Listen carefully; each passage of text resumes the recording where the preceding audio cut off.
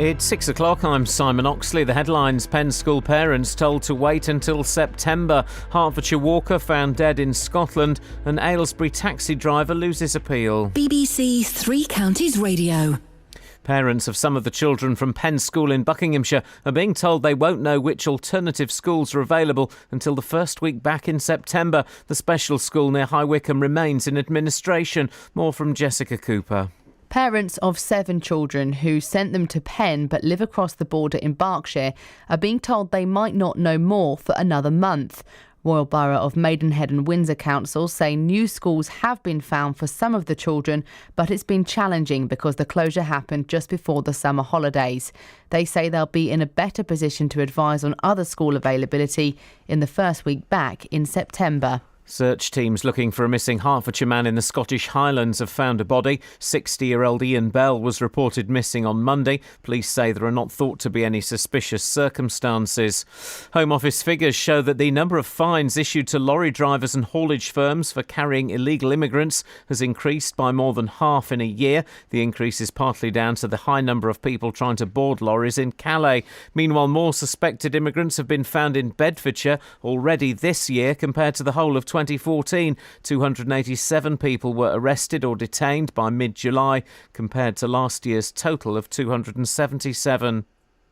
A Buckinghamshire taxi driver has lost an appeal to keep his licence after accusations of inappropriate behaviour towards women. Askar Ahmad of Buckingham Street in Aylesbury was punished despite never being convicted of a criminal offence. He now has to go through the Crown Court if he's to reappeal. More from Simon Watts. Askar Ahmed took his case to Milton Keynes Magistrates Court after his licence was revoked last year following 3 separate unconnected incidents. Aylesbury Vale District Council say they made the decision in the interest of public safety. Drivers need to go through a CRB checking process whenever they get a new licence or renew it. The council say necessary steps need to be taken to ensure that drivers are fit and proper for a role that involves dealing with members of the public who are often vulnerable due to their age, sex or alcohol consumption. A man has been airlifted to hospital with serious injuries after an incident in Codicott High Street in Hertfordshire just before 3 o'clock yesterday afternoon. Herts police say one person has been detained. A fresh 24-hour tube strike is due to start from 6:30 this evening following the failure of talks between unions and London Underground. All stations are expected to close. Drivers are unhappy at pay and conditions offered for working on the new night service. In sport, the head of the London Olympics, Lord Coe, who is tipped to become the head of athletics world governing body, has said claims of widespread doping amount to a declaration of war on his sport. The weather: sunny spells this morning, rain this afternoon, which may turn heavy later, a maximum temperature 22 degrees Celsius. And you can get the latest news and sport online at bbc.co.uk/3 counties.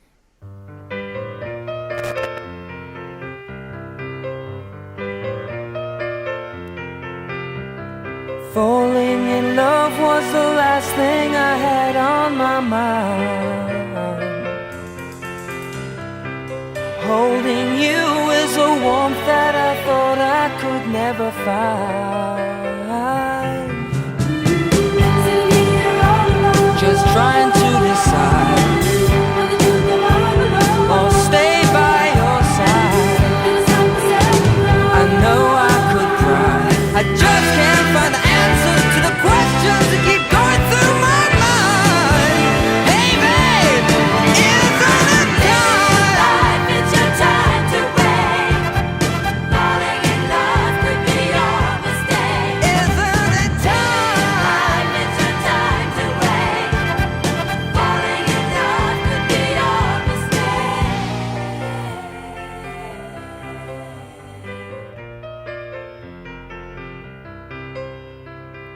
I've seen visions of someone like you in my life.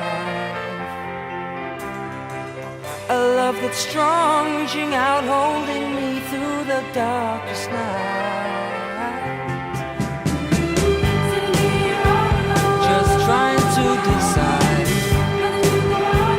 or stay by your side. I don't want to cry, I just can't find the answers to the questions that keep going through my mind. Hey babe, isn't it time? Life, it's your time.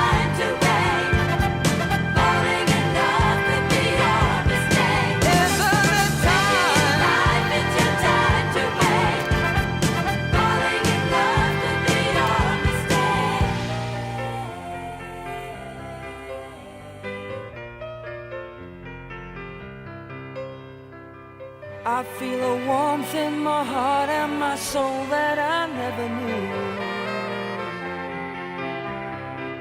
This love affair gives me strength that I need just to get me through. Just wondering why I know I could cry and everything seems alright. I finally found the answers to the questions that keep going through my mind. Hey babe, isn't it time? It's time, you don't have to wait.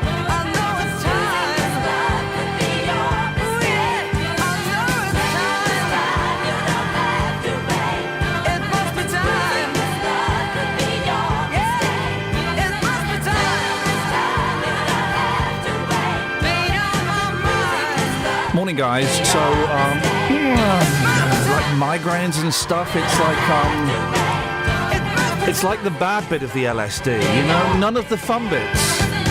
Music doesn't sound like pictures, you know. Coincidences don't seem like messages from God. And patterns I don't even see patterns. How can you not see patterns? I couldn't see patterns yesterday. Anyway. No, that's the wrong one. Hang on. Here we go. Thank you to Justin Dealey for, doing his job. He did it. It was his job. It was his job, basically, you know, and it's appreciated. Onwards and upwards. I've only got another few days and I'm off on holiday. I say off on holiday. Okay, right, here we go. Hang on a second. Across beds, hearts and bucks. This is BBC Three At Counties some Radio. point this morning, Kel, it's great to have you back. Thanks, player. At some point this morning, I need Paul Scoynes on. I'm thinking maybe about 20 minutes past 8. Come in, Dills. Because the Project Dark is happening, OK? Hashtag Project Dark is happening. I've told you what Project Dark is, haven't I? Yes, I'm very concerned. Me and Paul Scoynes are going to rubber up and we are going to try and squeeze ourselves, both of ourselves, into the tightest, wettest crack we can find at the weekend. I think we're going to Wales and we're going to just try and... Scoynes is going to go first. Yep. He's a bigger lad than me. Mm-hmm. And if he can squeeze into a tight, wet crack, then boy, oh boy, there's a strong chance I probably can as well. So that's... You've definitely got plenty of protection, correct? I went shopping yesterday. I don't know if you saw the pictures on Twitter. I saw some of them, yes. I was covering up as best as I can. And then we're going to meet a third guy who's hopefully got, he's got the hard stuff. He's going to give us the hard stuff. And then on Sunday, we are going to just find a tiny wet crack and we're going to try... I was going to say slip inside, I doubt it. We're going to try and squeeze our way through it if we can. You feeling in the mood for it? I am feeling terrified. I'm terrified. But there's three of you. There's going to be three of us. Yeah. So that means you've got company around you. Also, I'm using Paul Scoynes as my cat's whiskers. You know, cats use their whiskers to see if they can fit through a tiny hole, OK? If the whiskers don't touch anything, the cat thinks, boom, shakalak, I'm through this hole. And never the funniest thing you can do, and also in many ways, Justin, the cruelest thing you can do, is to cut a cat's whiskers. Yeah, Joe, that's terrible. Oh. Yeah, don't do that. Why would you even say it? Well, why would I say don't do it? Some people do it. Why would I say don't do something cruel? Why would you mention it? Why would I say don't do something cruel? It's common sense. It's common sense, mate. I'm saying don't do something cruel. Sorry, I didn't That's hear. why I'd mention it. It's it's funny. So Scoynes is my cat's whiskers, right? With the greatest of respect, he's a little bit broader than me, so he's going to go in first. If he gets stuck, then I'm going to pull down his trousers, take pictures, and then run away. That's the plan. Yeah, it's a great plan. So we'll speak to about 20 past 8 maybe if we can't get that fella with the house. If not 8:30, we'll speak to Scoynes to find out about what if he's got any techniques for entering a crack. Mate, can I ask a question? Justin, yes, you certainly can, buddy. Yes. Where was my invite to Project Dark? I think we invited you and you bottled it. No, I didn't bottle anything. No. You and Scoynes, you got together and you thought, you know what, we're going to take on this crack together and we're not going to involve Dealey. I just think that Dealey, you would have the geezer factor underground. It would be explosive. Okay. It wouldn't be safe, not only for us, but I think for all of planet Earth. It's like digging a hole to the core of the planet, which I think they did once, or maybe it was a film. and detonating a nuclear bomb.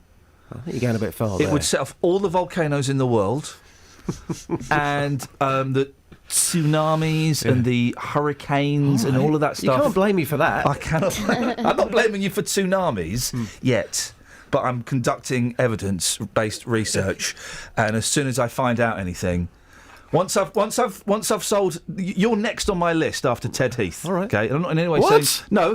I'm not in any way saying you're. I'm just saying that they both require a significant amount of investigation. Yeah. No, I'm not. Not in any No, way. I've come into work this morning. Yes. And to do just that, work, not to be abused like this. Well, in that case, I apologise. I thought you'd come in to... Where do you normally go to be abused, then? On the streets. OK, fantastic. Now, listen, Penn School, we should do this. Parents of children that went to Penn School in Buckinghamshire. This is... I constantly laugh at this story because just when you think it's got as bad as it can get, there's just another little slap in the face for these poor parents and these poor kids. Parents of children that went to Penn School in Buckinghamshire are being told they won't know more about the alternative schools available to them until the start of September. Now, hang on, when does the school term start? Oh, yeah, September. The special school near High Wycombe transformed the lives of autistic and deaf children, but last month it closed without warning after it ran out of money and went into administration. Justin, tell us more about this. What is going on now? Yeah, well, Caroline Edwards has got in touch. She'll be on the programme later in full. Her 15-year-old daughter, who has speech and learning difficulties, went to Penn School. So she tried to find a place for her child locally, but nothing came up that was suitable within an appropriate travelling distance. So for the last 2 weeks, Caroline has been driving up and down the UK trying to find other schools, looking at other schools as well, which is hard, by the way, bearing in mind the schools have actually broken up. So you're looking at a school which is completely empty. Yep. So she's found two possibilities, both are residential, which upsets her greatly because she feels that these are the sort of places that her daughter should be going to when she's a little bit older. So it would mean her daughter moving away from the family. However, Caroline says she would be prepared to make that sacrifice if the provision was appropriate. Yeah. But she is getting the impression that the local authority will suggest a place nearer to home, as residential care would cost a lot more money. So what she's saying is these alternatives at this moment in time, as much as she's out there looking, they are not for her. They are not appropriate. OK, and which is the local authority that Caroline is talking about? We're talking about the Royal Borough of Windsor and Maidenhead.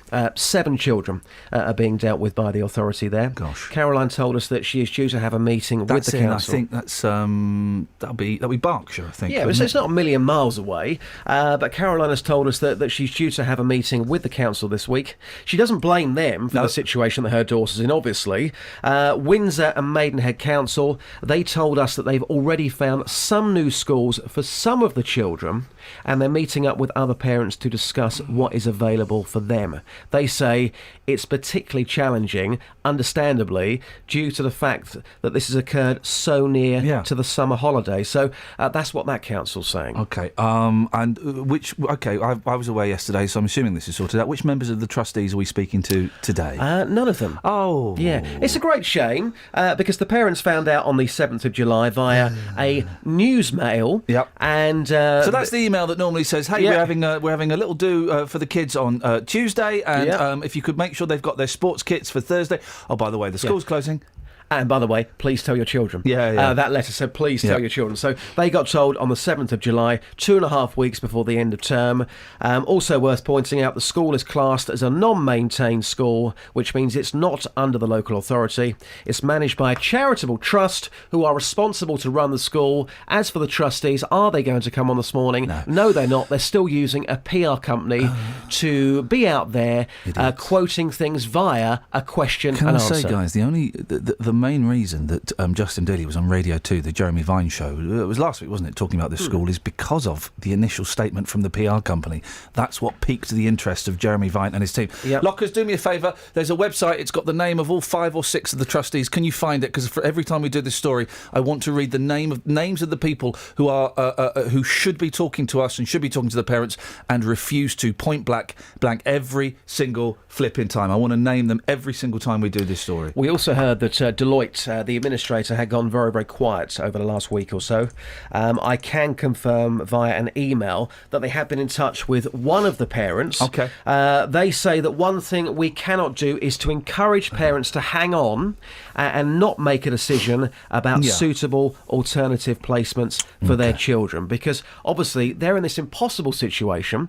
They want their child to stay at Penn School, but the longer this goes on for, the school could close, of course, and their child will have nowhere to go in September. Justin, thank you very much. There's ridiculous pictures. There's a ridiculous pictures. One day away, and he's forgotten the English language. There's a ridiculous pictures in the newspaper today of David Beckham in his all his tattooed glory. I think he's like 40 years old and he's got like 40 tats or something stupid like that. I think he looks ridiculous. You think he looks all right? I think he looks like, well, for the time being. Tattoos not for me, haven't got one, but I think for the time being, I think he can pull it off. In 30 years' time, probably not. Take it to the streets. Yes, boss. Cheers, my dears. Travel news for beds, cards and bugs. BBC Three Counties Radio. Between Spellbrook and Hallingbury, Spellbrook Lane East has been blocked at the level crossing for Dell Lane. On the A507 in Cotterwood, that's closed in both directions between Warren Lane and the Walken turnoff. And in New Southgate on the North Circular Road, there's a lane closed there because of emergency repairs going on just after Bounds Green Road. That's causing delays from the Clockhouse interchange already. On the motorways, the M1 has a lane closed southbound for roadworks between junction 16 for Daventry and junction 15A for the Northampton services. Sorry, not for roadworks. That's because a lorry's broken down in the roadworks area, so that's causing some delays. Samantha Bruff, BBC Three Counties Radio. Thank you, Sammy. 6:17. It is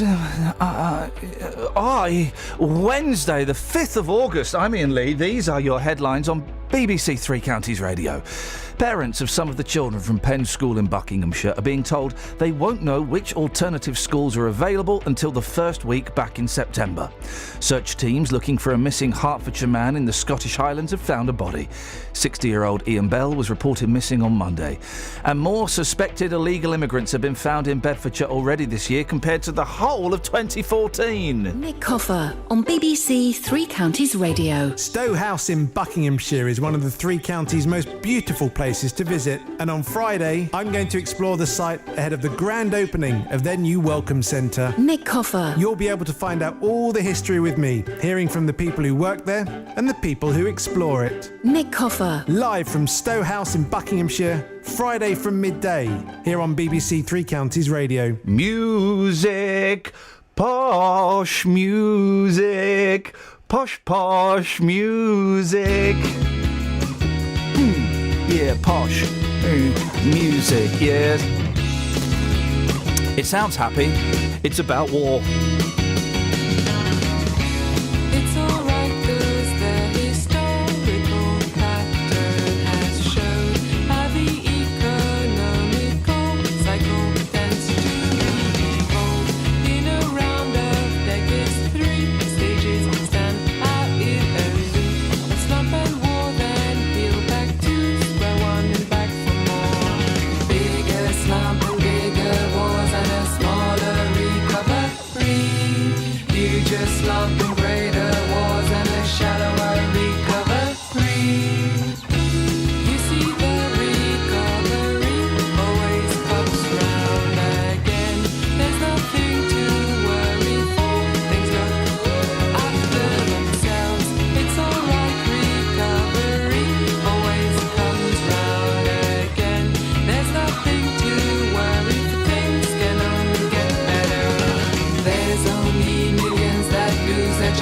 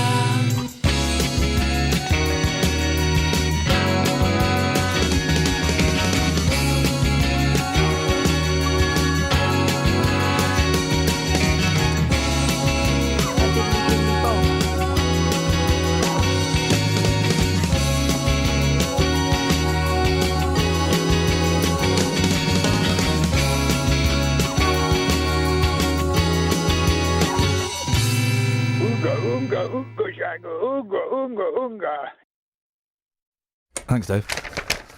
He does say what I think he says, doesn't he? He does say it. And I'm not saying, can I just clarify?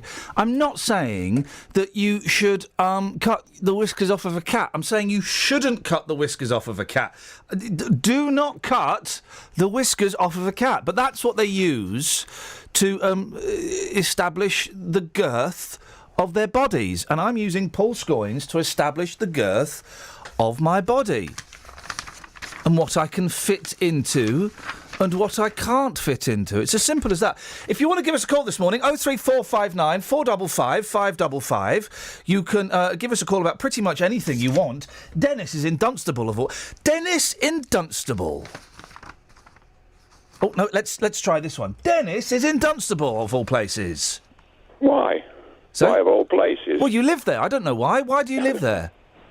Because it's a great place to live. I wouldn't want to live here. Why not? My house isn't based here. It's miles away. I'd like to shift a house. Anyway, let me... You're going to do what to a house? Let me get through to you. That's going to hurt. You've got through to me, Dennis. Sorry for your headache. But under no circumstances would I do what you're going to do. Go down a crack in the earth because the damn thing will close behind you. What the heck? Me and Paul Scoins. I've tried that, but what I wanted to... Hello? Are we having a conversation or is it just your sermon? No. Stop ramming your sermon down my throat. That's not a sermon. I'm just saying I'm sorry that you're going to do it. I wouldn't do it under all the... Me and Paul Scoins dared each other, because we talked about it about a year ago, right? Yeah. And the whole team were going to go down a crack. But Kath bottled it because she's a dirty chicken. And so then me and Scoins, we kind of got talking, and I was feeling cocky, and I said, Scoins, book it, let's do it. Let's just go, me, you, mano a mano, and, worst comes to the worst, we can eat each other. So we are going down this Sunday. I think it's in Wales, I don't know. We'll speak to Scoins later on. Yeah. He's been doing the booking. We're going to go down a tiny crack. We're going to squeeze our way into a tiny wet crack. Him first, me, I'm going to go in after him. There's so many earthquakes in this country regularly. So, no, there's not. It moves very slightly. There's not earthquake. There's not. Well, hang on. Are you implying I'm going to murder Paul Scoins? If so, have you been reading my diary?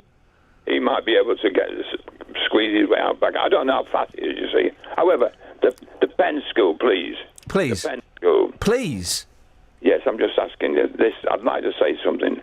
The people who are running this Penn School, were they taking money out of the charity to run it? No. Themselves taking money out? No, listen, Dennis. Nothing illegal has happened as far as we're aware at the moment. No, but it's like all charities. Yes. Somebody has to run it, so they take money out to run it. Well, someone has to get paid to run a charity, yes. You're not going to do a charity. I have done work for charity where I've been paid several £1,000s. Yeah. That's why I'm reluctant to give money to these people. Because in case I get paid for hosting an event? Yes. Thanks very much indeed. It's true. I've done charity events, and I've been paid several £1,000s to do it. Is that a scandal? Well, is it? 03459 455 555. Now, a Buckinghamshire man is travelling to Calais this week in an attempt to stick his nose in and educate migrants about the reality of moving to England. It comes as figures show that the number of fines issued to lorry drivers and haulage firms for carrying illegal immigrants has increased by more than half in a year. Matt Lockwood can tell us more. Who's this Buckinghamshire gentleman, Matt? He's called Mike Cassibu. He works with asylum seekers as part of his role with the youth networks in Milton Keynes. Now, he believes, like you say, he can help the situation by educating people and giving information about what life is really like if you make it across the Channel to England. So he's travelling to France on Friday to spend 3 days speaking to migrants to see if he can help them. OK, you accuse me of peeking, mate. Just back off the mic a little bit.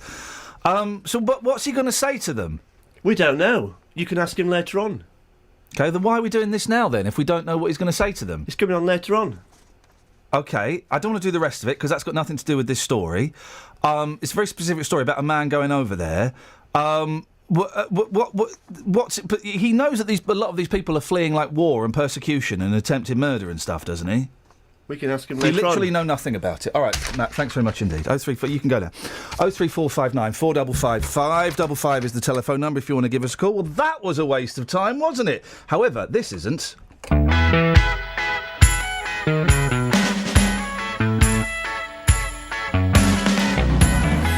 a look at those guys when they play the hits on the radio. pretty young girls when they shake their hips on a television show.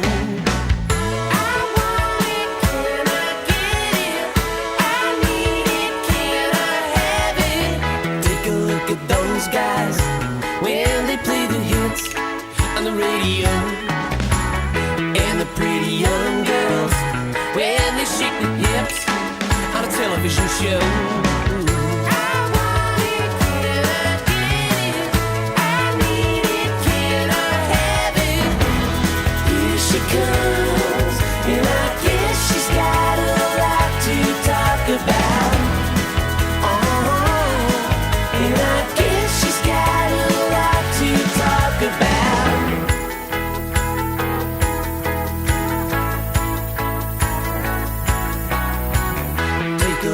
Those guys when they play the hits on the radio, and the pretty young girl, well, she shakes her hips on a television show. I want it, can I get it? I need it, can I have it? Here she comes, and I guess she's got a lot to talk about. Well, I guess she's got a lot to talk about. Here she comes. Well, I guess she's got a lot to talk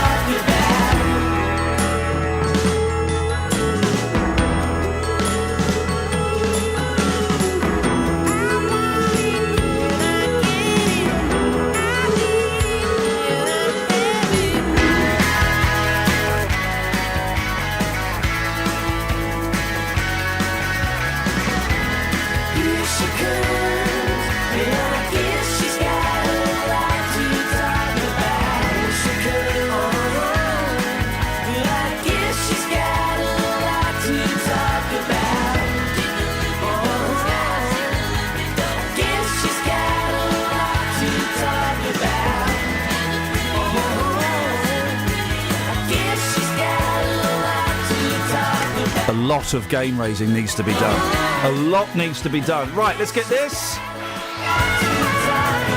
Travel news for beds, cards and bugs. BBC Three Counties Radio. Between Spellbrook and Little Hallingbury, the Spellbrook Lane East is blocked at the level crossing for Dell Lane.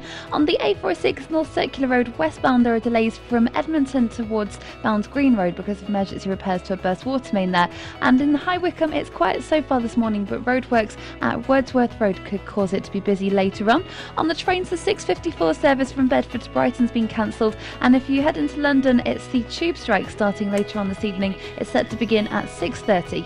Samantha Breff, BBC Three Counties Radio. Sammy, thank you very much indeed. 03459 455 555. It's come up to 6:30. Let's get the news. Here's Simon.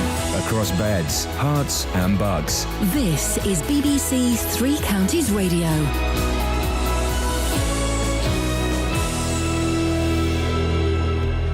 The headlines: parents of some of the children from Penn School in Buckinghamshire are being told they won't know which alternative schools are available until the first week back in September. The special school near High Wycombe remains in administration. Search teams looking for a missing Hertfordshire man in the Scottish Highlands have found a body. 60-year-old Iain Bell was reported missing on Monday. And Home Office figures show the number of fines issued to lorry drivers and haulage firms for carrying illegal immigrants has increased by more than a half in a year, partly due to the Calais crisis. Meanwhile, more suspected immigrants have been found in Bedfordshire already this year compared to the whole of 2014. Three Counties Sport. BBC Three Counties Radio. Milton Keynes Dons have announced that Keith Andrews has retired as a player to become first-team coach at Stadium MK. Andrews was player-coach last season after a loan spell at Watford.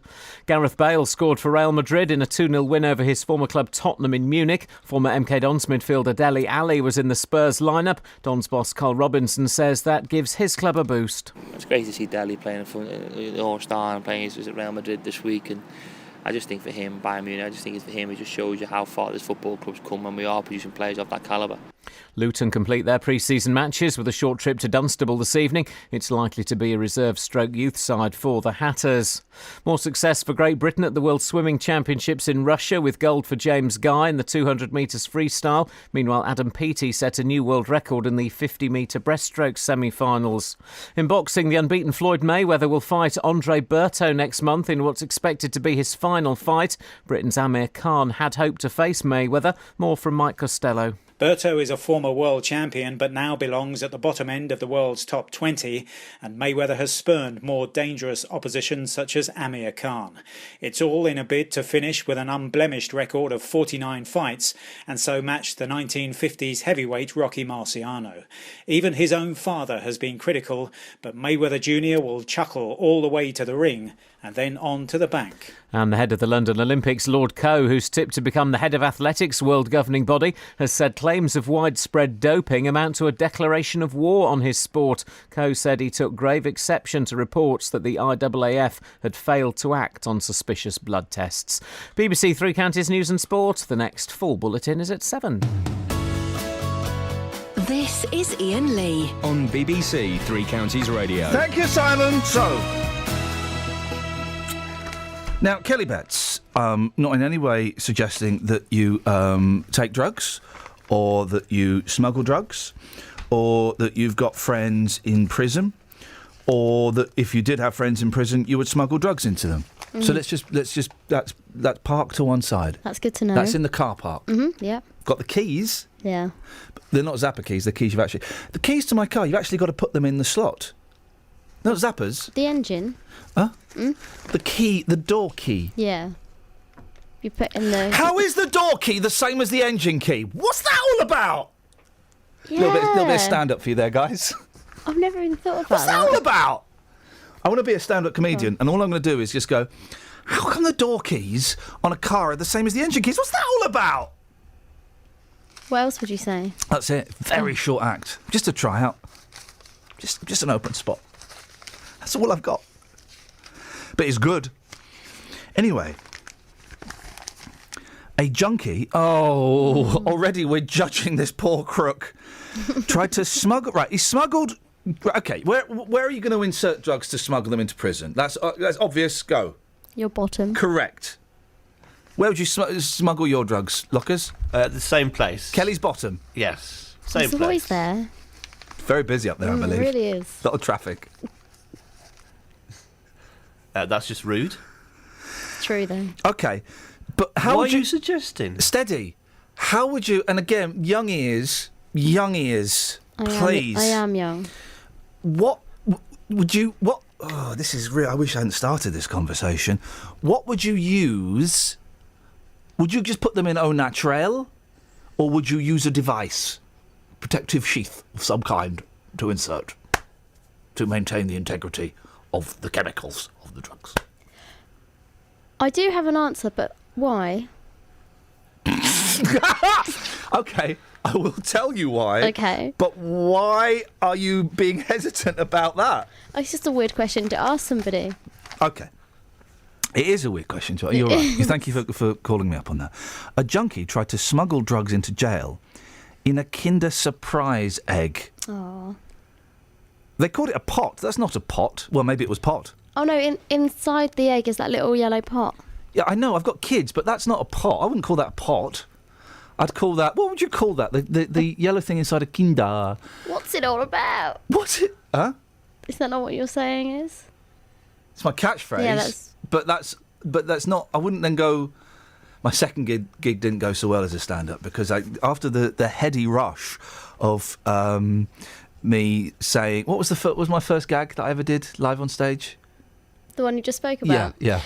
How is the door key the same as the engine? What's that all about? The next gig, I thought, wow, OK. So I did the door key gag, went beautifully. And then I did the... what do you call the little yellow thing inside a Kinder egg? What's that all about? Silence. Silence. Now, either it was so profound that they couldn't stop thinking about it, or it was rubbish. I'm gonna suggest it was the former. There is a possibility it was the latter. Yep. Lewis Coombs, 27, hid 33 heroin substitute tablets in the egg's plastic toy container before handing himself in to finish off a sentence. Oh, so he got out of prison, shoved drugs up his bum, then went and said, I'll go back to prison now. I don't mind. What's that all about? Boom, I got the audience back. It was a great night. It was a great gig. Didn't get paid for it. He was rumbled. What's that all about? He was rumbled. I bet he was. Oh, no, there's more. When he began to behave erratically. Yeah, you've got a Kinder. I'm going to call it a pot, although I'd never say that. What would you call it? The egg. It's the egg. The yellow container. The thing. Yeah. What? The thing. Let's just call it the thing. 03459 455 555. What do you call the toys in the Kinder? What I'm trying to suggest is that's a big thing to put up your bum. Some people have bigger, some people have smaller, but still. And that's why Paul Scoins is my cat's whiskers.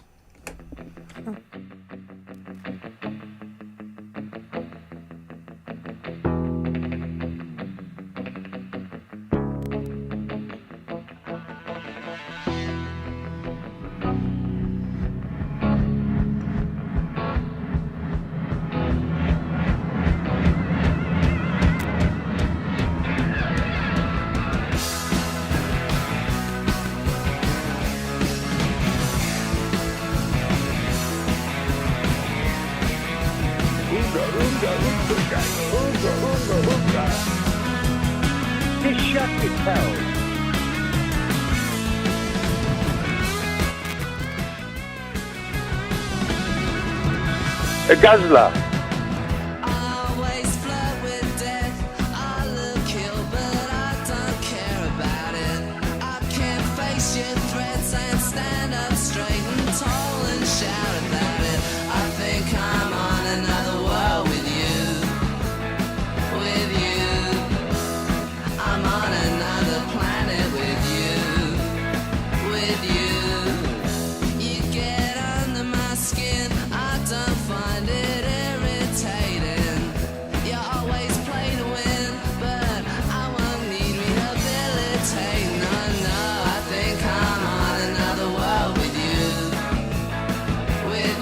Level 1. I'm on another planet with you.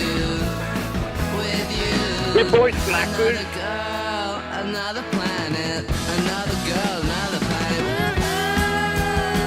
Are you real? Yes. Just shut your pal. Who the hell is in Jamaica?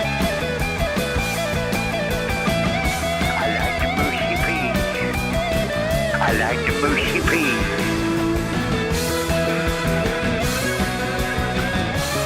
Who the hell is in Jamaica?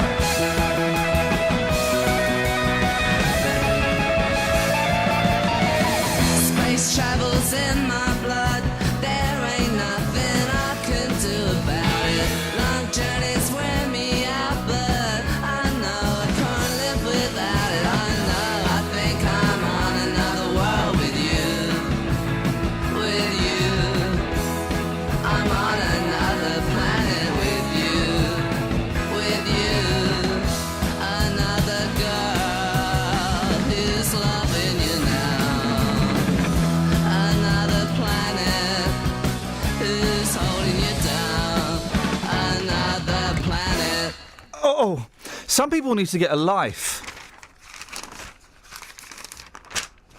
Including Andrew Halls. Now, guys, please, there are some names. If you've got Cox, if Cox was your name, especially if it was your first name.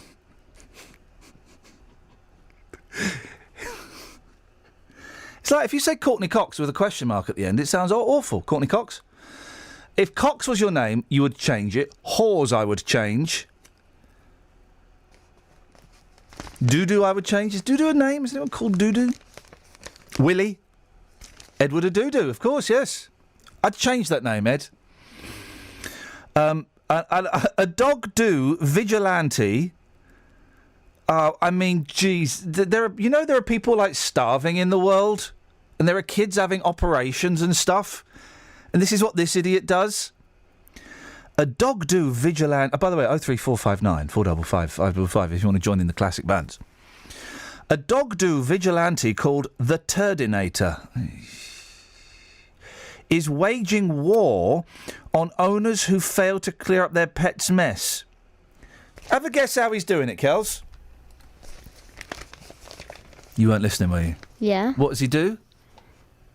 Edward do? Oh, for crying out loud. Lockers would have been paying attention. Yeah, I'll use that material. Right. What does he do? I do. Okay. Is anyone listening to the show or... I'm editing something very good for you. Producer, you listening? And I'm going to fix a guest for the next... Okay. Well, I'm just on my own. That's great. It means I can do what I want. The Turdinator is waging war on owners who fail to clear up their pet's mess by dressing as a bush. We got the end of that. Andrew Hawes, 43. Now, here's the thing. He's a year older than me, right? I don't look that old. Now that I'm 42, you meet people and they're old, right? Because I'm old. I was hiring a car yesterday, and you have to scroll through the years to get to your date of birth. I had to scroll for a very, very long way. I was just scrolling and scrolling and scrolling to try and get to 1973. Blimey. Andrew Hawes, 43, covers himself in dodgy-looking camouflage and waits for culprits in the undergrowth. Undergrowth? Undergrowth. Oh, this guy sounds like... Right, I need your thoughts on this. Is this guy a hero or... Villain. A villain. Is he a hero or a villain? That's what they do in radio, isn't it? I've heard him. OK, guys, is this guy a hero or a villain? Heroes and villains. It's time for Heroes and Villains. This guy sounds like a numpty, and I don't condone violence, but if he did this to me, I'd smack him one. Out of shock. I do. When you jump out on members of the team here, they scream and they spill drinks. Unless it's Justin Dealey, he goes into the fighting stance, and the right fist comes back to smack you. You have to respect that. You have to respect Justin's fist. And I would do that to this guy. He photographs irresponsible dog owners, then leaps out and threatens to name and shame them. Why are we not naming and shaming Andrew Hawes? We are, actually. It turns out that that's what we're doing. Dad of four... he's a vandal as well as a thug. Dad of four, Andrew, who has spray-painted a Clean It Up logo on pavements in Suffolk, said, I'd pop out of the hedge and say, Excuse me! Could you please clean up? You're being filmed. If not, you'll be on my Facebook page. Let's find this guy's Facebook page, shall we? Let's type in Turdinator. You've got to be so careful typing that into the computer these days. You've also got to be careful. I'm a big fan of jazz music, and I typed in. I love scat. Turdinators. No, that's something different. Okay, what's this guy's? Andrew Hawes Turd. No, I can't find his Facebook page. People have supported his... This guy's a numpty, right? I've got this right. People like this are idiots. I don't like vigilantes, and I don't like them because they think they're either the Equaliser or Bronson. Mr. Bronson from Grange Hill. People have supported his campaign on social media, calling him inspirational. But Linda Marion Cunningham wrote, the way he's going about it, they're creepy.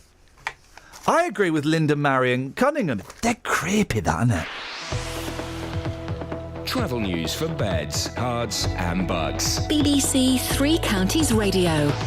On the M25 anti-clockwise, it's very busy from junction 20 for Kings Langley to 19 for Watford. And in New Southgate on the North Circular Road, there's a burst water main just after Bounds Green Road, which is causing delays from the A10 through Bounds Green. In Spellbrook on Spellbrook Lane East, the level crossing at Dell Lane is not working, and it's causing the road to be blocked between Spellbrook and Little Hatlingbury. And on the trains, Great Northern have 20-minute delays between Stevenage and King's Cross and Stevenage and Moorgate because the train's broken down at Alexandra Palace. If you're using the London London Underground today at 6:30. A tube strike will begin for 24 hours. Samantha Bruff, BBC Three Counties Radio. Sorry, Sammy. I use. Now, please don't take this personally. I know you won't. I use travel and weather, unless it's Elizabeth Rizzini, as it's kind of downtime. You switch off for a little bit. I can hear you typing away on your. Yeah. Well, I'm typing in the Turdinator. Oh. Is it good? It's good results.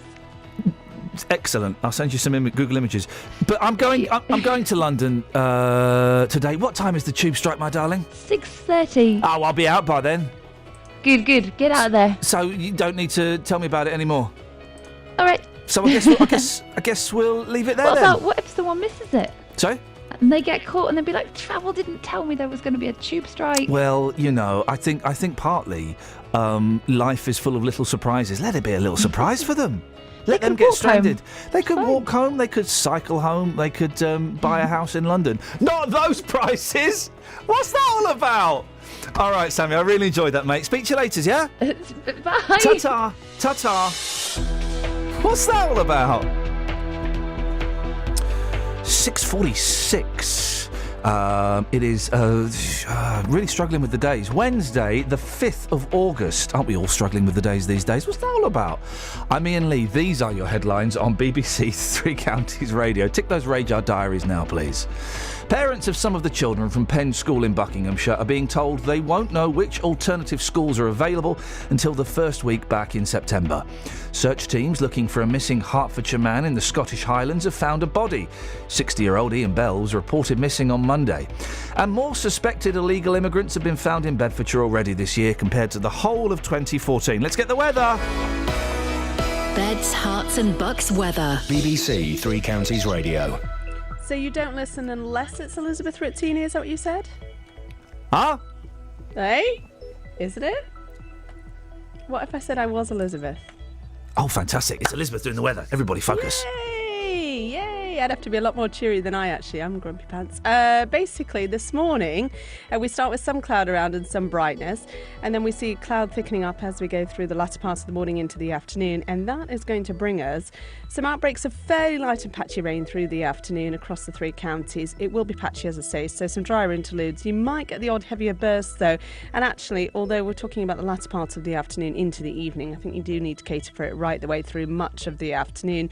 Top temperature of 21 Celsius. Don't worry, though.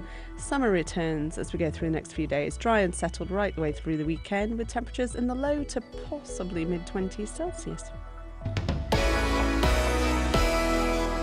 Every weekday morning. One's partially closed and the others didn't operate at all. I have contacted other companies who do it professionally, and they said it should have been anchored down. The JVS Show. It was looked over by the garage and they told me do not move the vehicle anywhere. It's a complete death trap. The JVS Show fights for your rights and tackles your consumer problems. I'm getting nowhere. I've tried on numerous occasions to talk to the manager of this company. If you need our help, email jvsshow@bbc.co.uk. So they said, we're going to contact the customer, we're going to have a chat, and we're going to make a gesture to that customer. And we could do the same for you. Without your programme, I don't know what you'd do in the morning. The JVS Show, weekdays from 9 on BBC Three Counties Radio. OK, yeah, I like that. Anonymous is suggesting that we call the Kinder Egg, what do we call it, a pot? We call it a pod. Yeah, I dig that. Hang on. Do you remember the time when you would go from Mars? I don't know if you knew that. I would stay up late playing cards and you were into and cigars. And she never told me her name. I still love you, the girl from Mars.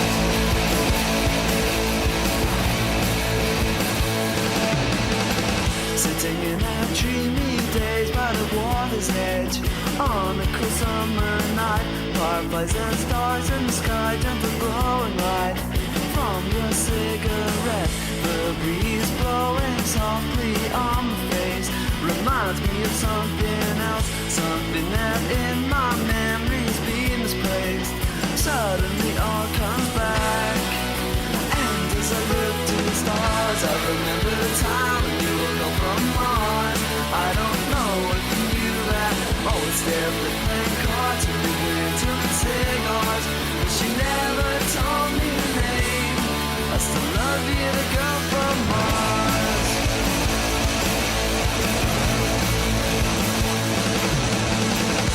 Searching through the darkness over the moon and strand, electricity in the air, twisting all through the night on the terrace. And now that summer is here, I know that you are almost in love with me. I can see it in your eyes, strange light shimmering over the sea tonight, and it almost blows my mind. And as I look to the stars, I remember the time when you were over Mars. I don't know if you knew that. Always said we're playing cards, we were into cigars, but you never told me your name. I still love you to go for Mars.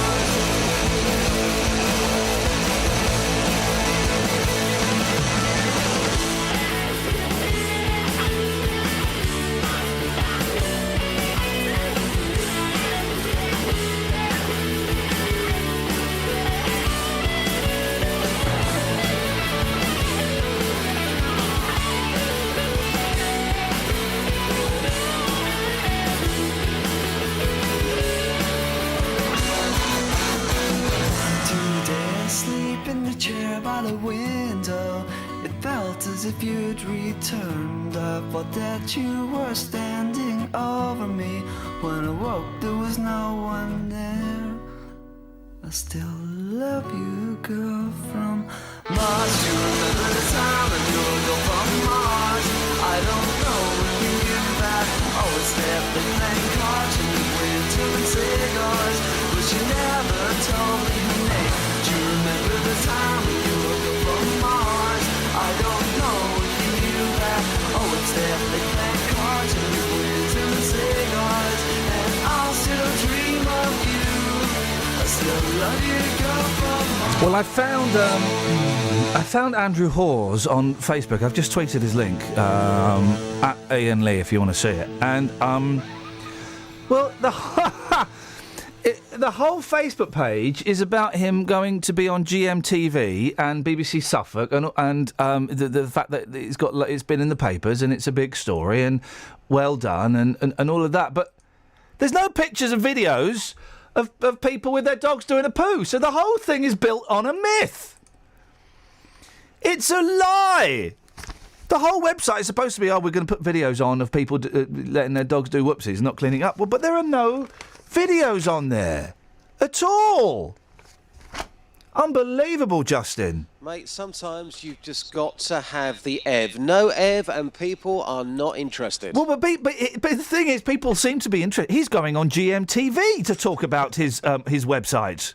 Lovely, good for him. Good for him, lovely Susanna Reid.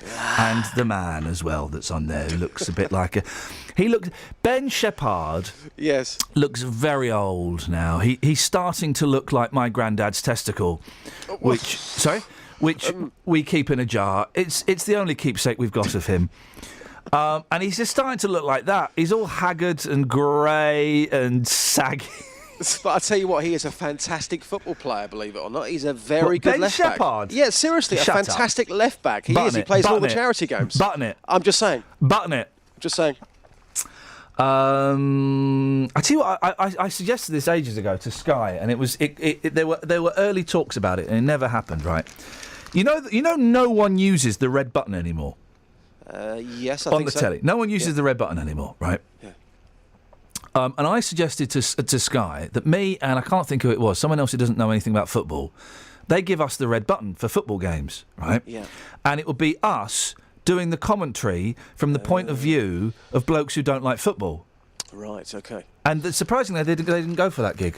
Well, Sky took it on to a certain degree, and I'll get your lawyers involved in this, because some of the football games, if you press the red button, you get commentary, but you get commentary from fans, crazy fans who are in this little booth, and they fight and they scrap with each other. I see, that sounds all right. Yeah, but it's not your idea. You wanted people who knew nothing about football. Personally, as a football fan, do you know what, boss? I'd watch that. Thank you, buddy. I know you would. would. Hey, great fun yesterday. But despite being ill, right, my family are away for a few days, right? So I spent a significant part of yesterday teaching my Xbox to understand instructions. Right. Because you have to plug this thing into it. I've never plugged it in because the boys would just knacker it, right? But I thought, the boys are away, I'm going to plug it in. So I spent a long time on my sofa yesterday going, Xbox menu. Netflix. Netflix.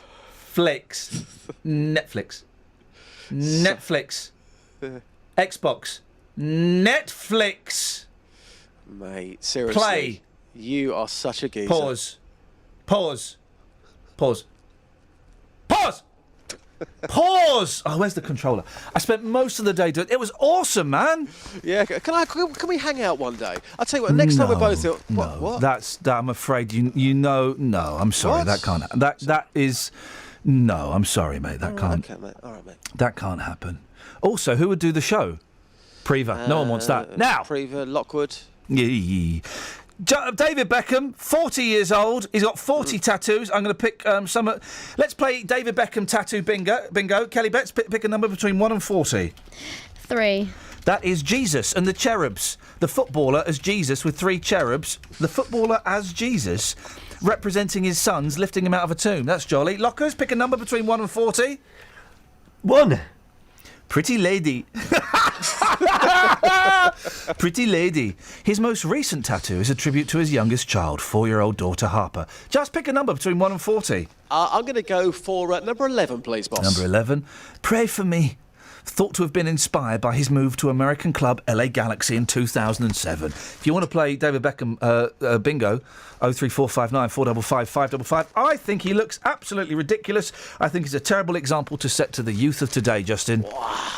Yes, well, we've taken a picture of Beckham with his 40 tattoos. 40 tattoos, of course, he's 40 years old, asking people what do they think of this image of Bex with his tats.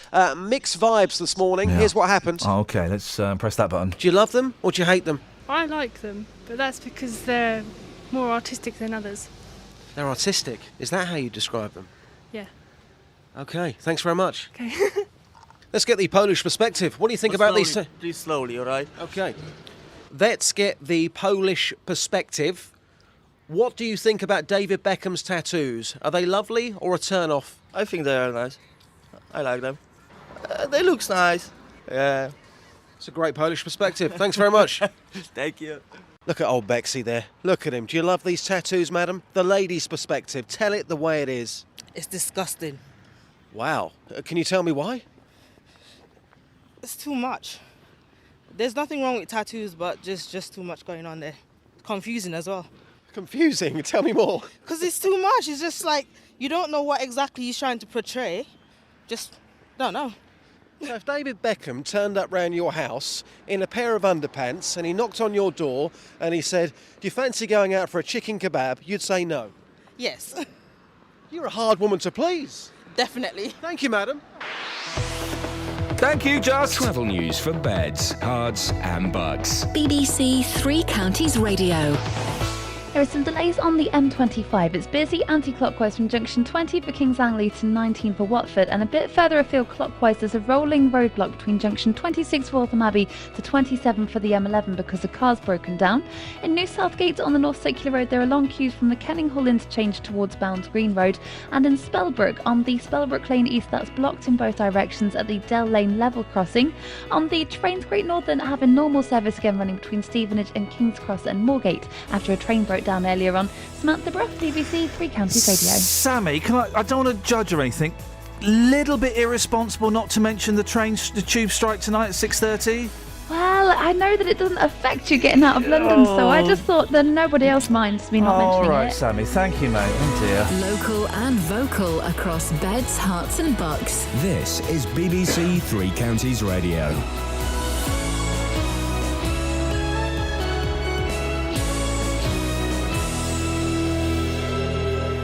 It's 7 o'clock. I'm Simon Oxley. The headlines: Penn school parents told to wait until September. Hertfordshire walker found dead in Scotland. An Aylesbury taxi driver loses his licence. BBC Three Counties Radio. Parents of some of the children from Penn School in Buckinghamshire are being told they won't know which alternative schools are available until the first week back in September. The special school near High Wycombe remains in administration. More from Jessica Cooper. Parents of 7 children who sent them to Penn but live across the border in Berkshire are being told they might not know more for another month. Royal Borough of Maidenhead and Windsor councils say new schools have been found for some of the children, but it's been challenging because the closure happened just before the summer holidays. They say they'll be in a better position to advise on other school availability in the first week back in September. Search teams looking for a missing Hertfordshire man in the Scottish Highlands have found a body. 60-year-old Iain Bell was reported missing on Monday. Police say there are not thought to be any suspicious circumstances. Home Office figures show that the number of fines issued to lorry drivers and haulage firms for carrying illegal immigrants has increased by more than half in a year. The increase is partly down to the high number of people trying to board lorries in Calais. Meanwhile, more suspected immigrants have been found in Bedfordshire already this year compared to the whole of 2014. 287 people were arrested or detained by mid-July compared to last year's total of 277. A Buckinghamshire taxi driver has lost an appeal to keep his licence after accusations of inappropriate behaviour towards women. Azkar Ahmad of Buckingham Street in Aylesbury was punished despite never being convicted of a criminal offence. He now has to go through the Crown Court if he's to re-appeal. More from Simon Watts. Azkar Ahmed took his case to Milton Keynes Magistrates Court after his licence was revoked last year following 3 separate unconnected incidents. Aylesbury Vale District Council say they made the decision in the interest of public safety. Drivers need to go through a CRB checking process whenever they get a new licence or renew it. The council say necessary steps need to be taken to ensure that drivers are fit and proper for a role that involves dealing with members of the public who are often vulnerable due to their age, sex or alcohol consumption. A man has been airlifted to hospital with serious injuries after an incident in Codicut High Street in Hertfordshire just before 3 o'clock yesterday afternoon. Herts police say one person has been detained. A fresh 24-hour tube strike is due to start from 6:30 this evening following the failure of talks between unions and London Underground. All stations are expected to close. Drivers are unhappy at pay and conditions offered for working on the new night service. In sport, Milton Keynes Dons have announced that Keith Andrews has retired as a player to become first-team coach at Stadium MK. Andrews was player coach last season after a loan spell at Watford. The weather, sunny spells this morning, rain this afternoon, which may turn heavy later. A maximum temperature 22 degrees Celsius. And you can get the latest news and sport online at bbc.co.uk/3 counties. Thank you, Simon. Morning, guys. Iain Lee, BBC Three Counties Radio. So the Turdinator, I mean, really, he claims he jumps out from, well, he hides himself as a bush. Then if he sees if he sees someone letting their dog do a whoopsie and doesn't clean it up, he jumps out, films them and threatens to name and shame them. There's not actually any evidence he's done that. His Facebook page certainly doesn't show any video footage. I think he's a bit of a plum, and I think people like that are actually dangerous. They're more dangerous than the people who allow their dogs to do poo-poos. Oh, if you've ever been potholing, any tips? I'm going on Sunday with Scoins, and I'm really starting to regret the idea quite a lot. Across beds, hearts and bucks. This is BBC This is Three Counties interesting. Radio. This programme is Plumbing New Depths, presented by a man who admits to taking money from charities. How bad can it get before he is sacked? It can get a lot worse than this, trust me. I've done a lot worse than this. Get real, Anonymous. Of course, I haven't hosted a charity gig for... I'm slightly reluctant to put a date on it because someone will say, well, no, you did this one 6 months ago. I don't think I've done a charity gig. The last one was by a company put together by a company owned by Tara Palmer Tompkinson, and I remember I really had to chase the money. It was an auction, and they were really slow in paying, and the business was about to go bust. I'm going to say 6 years. I'm going to say 6 years, but prepared to be corrected. You know, people that do stuff for charities. They get paid and stuff. You know that's not a revelation, is it? That's hardly a revelation on the scale of Ted Heath, is it? Really? This programme is Plumbing New Depths, presented by a man who admits to taking money from charities. The thing is, by me, I only got paid... it wasn't a lot. I only got paid, I don't know, a few £1,000s. So it's not masses. But by me being there, they would have made that money back. And then some. And I've raised, if you want to get our whatsits out on the table, I've raised tens of thousands of pounds for charity. So I don't quite see what your point is. Oh, your point is you don't like me. Oh, I see. 03459 455 555. By the way, while I remember, I've posted it on the... Oh, this blooming chair. I've posted it on the Facebook page. Early in September, Laura Moss, who's the boss, is going to come on the show for... we've said half an hour. I'm going to see if I can persuade her to stay for an hour and take all of your phone calls and your emails, your criticisms, your complaints, and let's be honest, your praise as well. I don't want it to be a full-on...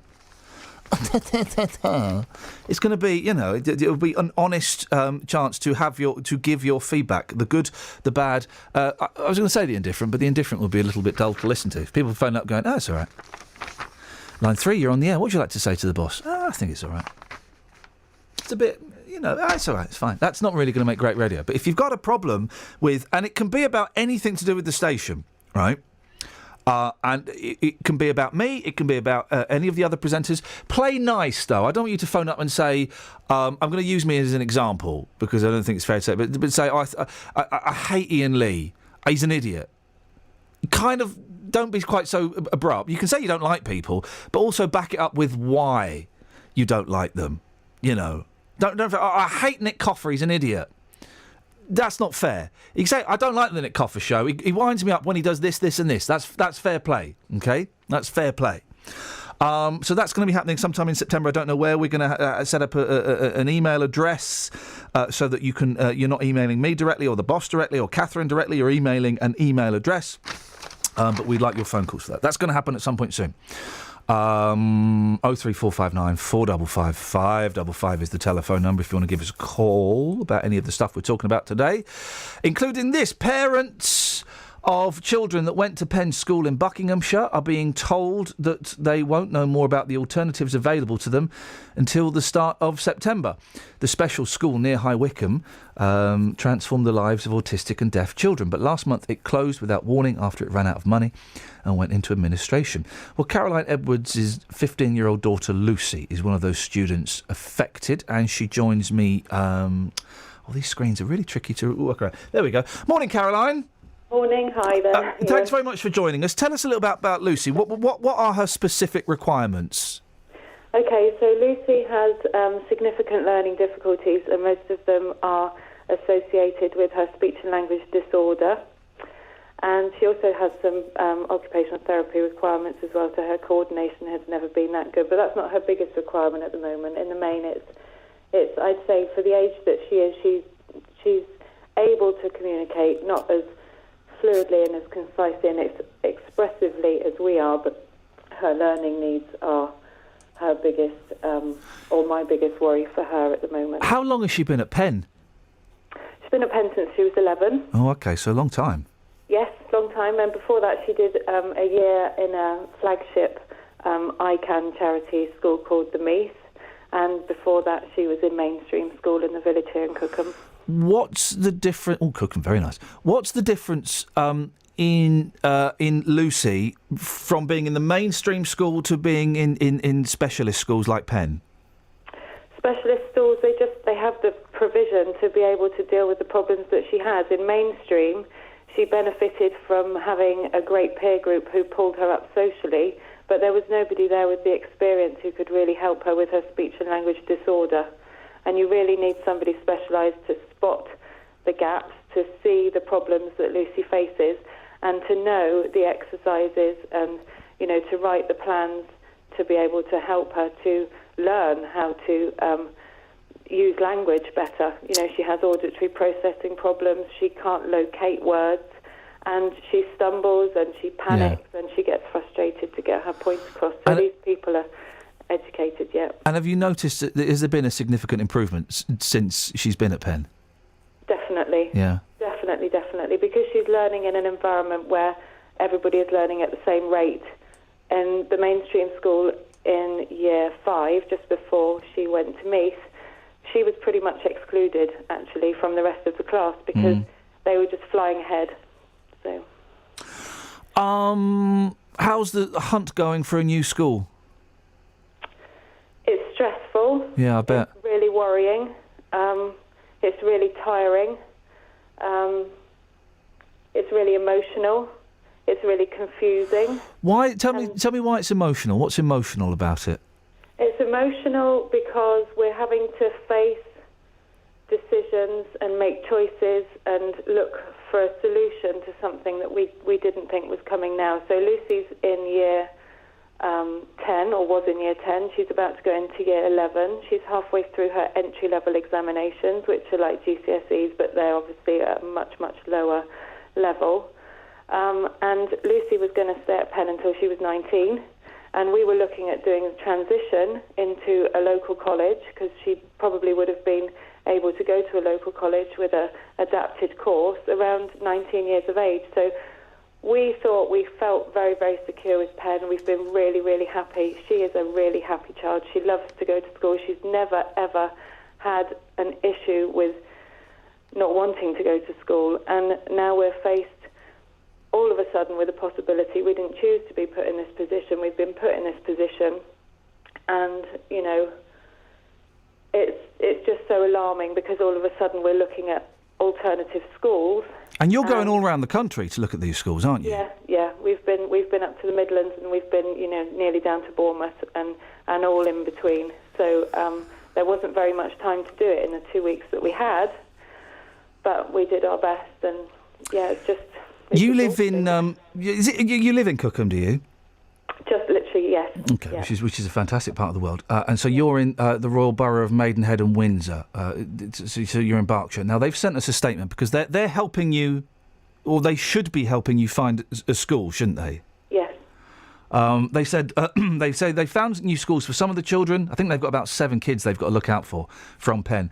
And they're doing everything they can to help the families affected, but it's particularly challenging due to the fact the closure happened just before the summer holidays, and they say, although not ideal, we'll be in a better position to advise on other school availability in the first week back in September. That doesn't give you much peace of mind, does it? No, but on the other hand, you know, the Royal Borough, as far as I know, they weren't advised any more in advance than we found out, so they're in a difficult situation as well. They can't solve our problem because they don't have immediate access to which schools have places for our children.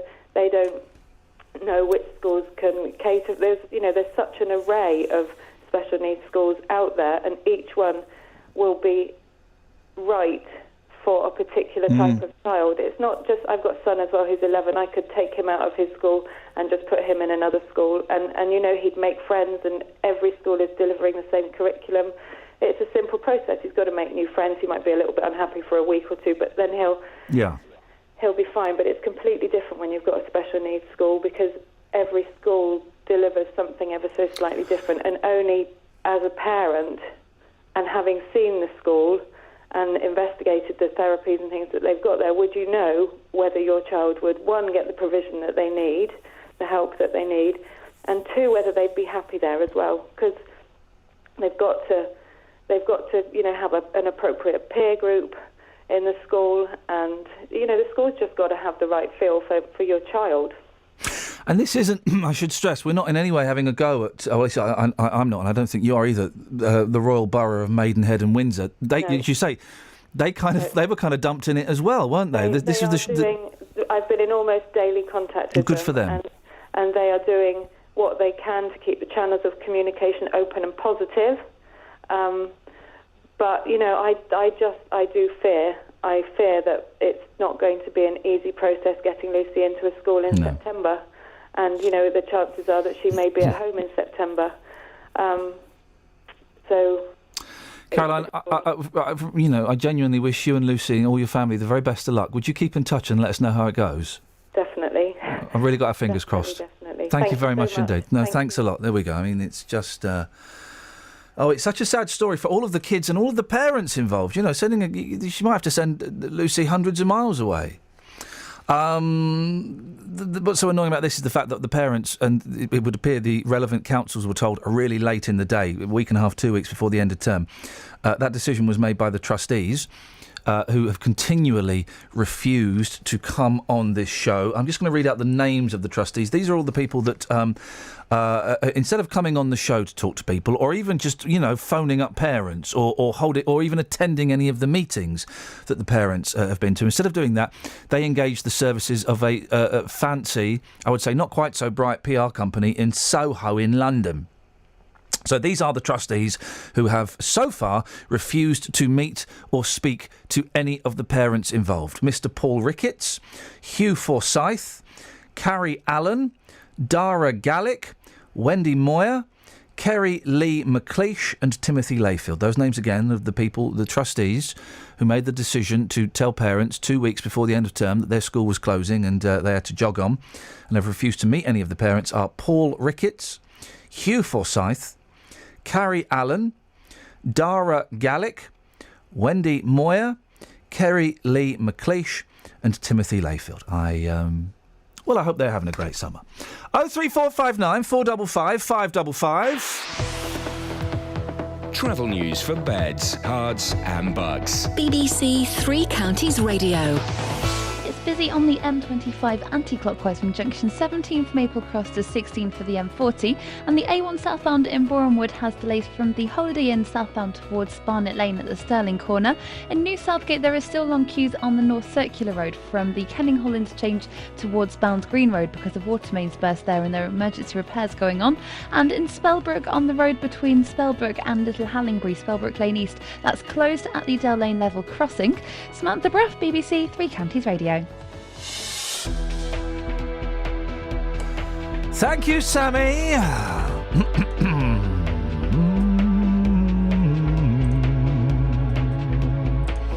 Bear with me. Just clicking through the menus like a point-and-click adventure on a PC in the late 80s. Early 90s, what are you talking about? 7:17, it's Wednesday the 5th of August. I'm Iain Lee. These are your headlines on BBC Three Counties Radio. Parents of some of the children from Penn School in Buckinghamshire are being told they won't know which alternative schools are available until the first week back in September. Search teams looking for a missing Hertfordshire man in the Scottish Highlands have found a body. 60-year-old Iain Bell was reported missing on Monday. And more suspected illegal immigrants have been found in Bedfordshire already this year compared to the whole of 2014. On Saturday, our biggest season ever kicks off. We've live Premier League football for the first time in 8 years as Watford travel to Everton. He's falling in! What a goal by Craig Cathcart on the volley! There's MK Dons' first game in the Championship away to Rotherham. Quick with the shot, and it's 2-0. It's a wonderful goal for MK Dons. Plus our 3 other teams in League Two. Luton at Accrington, Stevenage hosting Notts County and Wickham versus York. Header and a goal for the Deers. Top left-hand corner from the Stevenage midfielder. Wickham have got a second. Alfie Mawson direct from the corner. Our biggest season ever kicks off right here with Three Counties Sport. Saturday from 2 on BBC Three Counties Radio. 03459 455 555, the Turdinator. It's a little bit of a nonsense, really. He's all over the papers and he's doing like, all right, Slough boy. All right, Slough, calm down. He's going to be on Good Morning Britain. This is your television calling or whatever it's called these days. But yeah, he claims that on his website, his Facebook page, he posts videos of, people's dogs doing poo-poos and not being cleaned up. That's what he says. But yeah, if you go to his website, there aren't any clips. It's disgusting. Tell me about it. It's disgusting. I know, you said that already. It's disgusting. Stop. Xbox, stop. Xbox, stop. Xbox... Oh, where's the controller? That was my day yesterday. What's your favourite video game, Lockers? I used to like Flimbo's Quest. It's not the most recent one, because I don't really play video games. Okay. What was the other one? Oh, Chucky Egg. That was where you used to have the little tapes.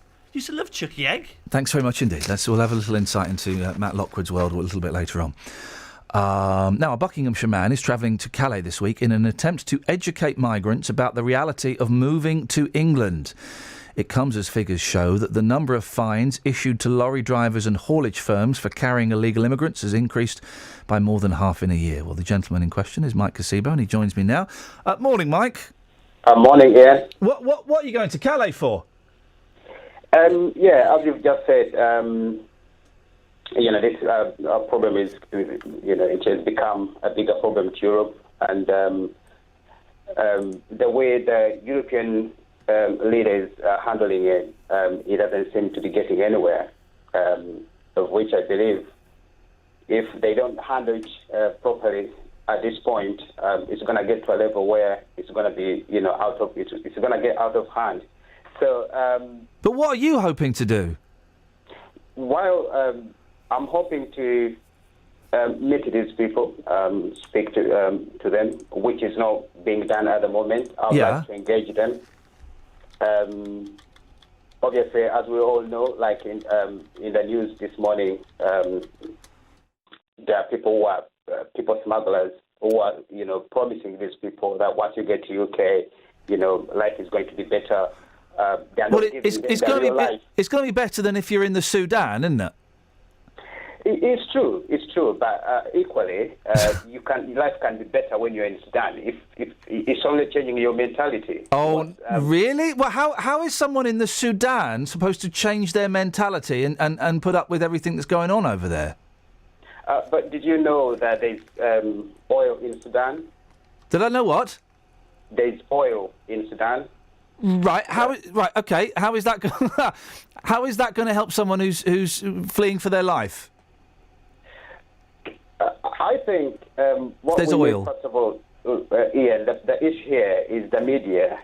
Sudan is not all that bad. It's not what we see on the TV all the time. The way it's kind of the images that we see on the TV. Life is not like that. And what's causing the problem down there? What's causing the problem in Egypt? What's causing the problem in Somalia? And all these people we're seeing, they're very brilliant. These are intelligent young men and women. After their education, these people smugglers are promising them that, look, don't waste time here. All you have to do is just give us money. We take you to Europe, and life will be better. Well, so but then you should be talking to the people smugglers. How? So I'm just confused, Mike, as to how. You're going to convince someone that by just changing their mentality and that their country's got oil, Sudan or Somalia is going to appeal like a nice place to be, because it ain't. You're right. I mean, you're right to say that. But what I'm saying here, first of all, my main objective is early intervention. As I mentioned to you before, and also to create. I would like to create that forum whereby these people can engage with the government. There can be a dialogue at the moment at Calais, because what's happening is that you see the police and the dogs standing over the other side, and these people standing on this side. You know that there's hardly any public health care in Somalia, don't you? There is. There's hardly any public health care in Somalia. They spend all their money, the significant amount of their money, on the military. There is public health care. There's 429 midwives in Somalia. That makes one midwife per 1,000 live births. It's not great, is it? It's not great. But what we need to know, 90, according to the World Health Organization, I'm just getting these from Wikipedia, 97.9%, nearly all of Somalia's women and girls underwent female circumcision. You could understand why people wouldn't want to stay there. And it could be suggested, Mike, that you go in to speak to people who've been subject to or are fleeing female circumcision and saying, guys, your country's got oil, you just need to change your mentality. It could be perceived as being a little bit patronising, couldn't it? One can take it that way, and obviously that would be somebody's perception, which you can't deny them. But the main issue here is these young men and women are very intelligent people. For somebody to be able to travel from Africa to here, to Calais, you have to be really intelligent. Now, these are people who've gone through education, they've gone through university, some of them have got masters, of which people their developing countries need them. So this is some of the messages. Maybe they don't want to have female circumcision done. Well, there are other things that we can't really. It's tough, isn't it? Tough, but it's tough. We need to put culture. We need to put culture into consideration as well. I mean, when you're in Britain, in Britain we go, culture here, of which when an African comes in has to, to abide by. You got saying, and when you go in Africa, they've got their own culture. Yep. Whereabouts are you from, Mike? Where am I from? I'm from Uganda. Okay. Why? When did you come over here? I've been here for over 10 years. Why don't you go back? Doesn't Uganda need you? Doesn't Ugandan culture need you? I'm actually, there's what we call localization. Now, localization is global and then localization. What I'm doing here... Literally no idea what that means. I'm looking forward to hearing it. Yeah. I'm going to define it. Global localization is basically from global and then localization. You just said it. You said the word again. That's not definition. That's just saying the word again. What I'm saying is, why is it all right for you to be over here and not those people to be over here? And in the great scheme of things, Mike, I'm sure your heart's in the right place, but you going over there and saying, well, do you know what? It's not quite as good as you think it is. Well, that's just simply not true. It's significantly better. A lot of these people are fleeing. There are a few that are fleeing because they think that maybe they're going to get a free council house and some benefits. OK. But a significant majority of those people are fleeing from war, from religious persecution, from potential death, from female circumcision. So whatever they get here is better than what they had there, isn't it? That's very true, but also, we know that there are other countries in Africa where these people can go. Why is it that the African leaders are not, able to come out and say something and protest their people? Why did you come here? For example, we had a lot of, so many of them have died in the ocean. Yeah. Have you ever had anything from the African, for example, the African Union saying anything? About now, what? Say anything from the African Union about what? About the people smugglers, about these people. Yeah, that's how desperate they are. Why did you come here, Mike? Did you want a better life? No. It wasn't actually. It wasn't about better life. So why did you come here? Why? What was better about here than Uganda? I think, Ian, I don't know if you've travelled to other countries. It's not that one or two. Yeah, one or two. Life, Why did you move here? There is freedom of movement wherever. If you wanna, you can say, I want to go to such and such a country. And why did you? Yeah, why did you move here? It was to study. What was wrong with the studying in Uganda? I'd already attained a degree there, and when I came here, I'd come for my master's. Now I've already attained a degree in Uganda. I'm coming here for my master's from a different. Why couldn't you do your master's in Uganda?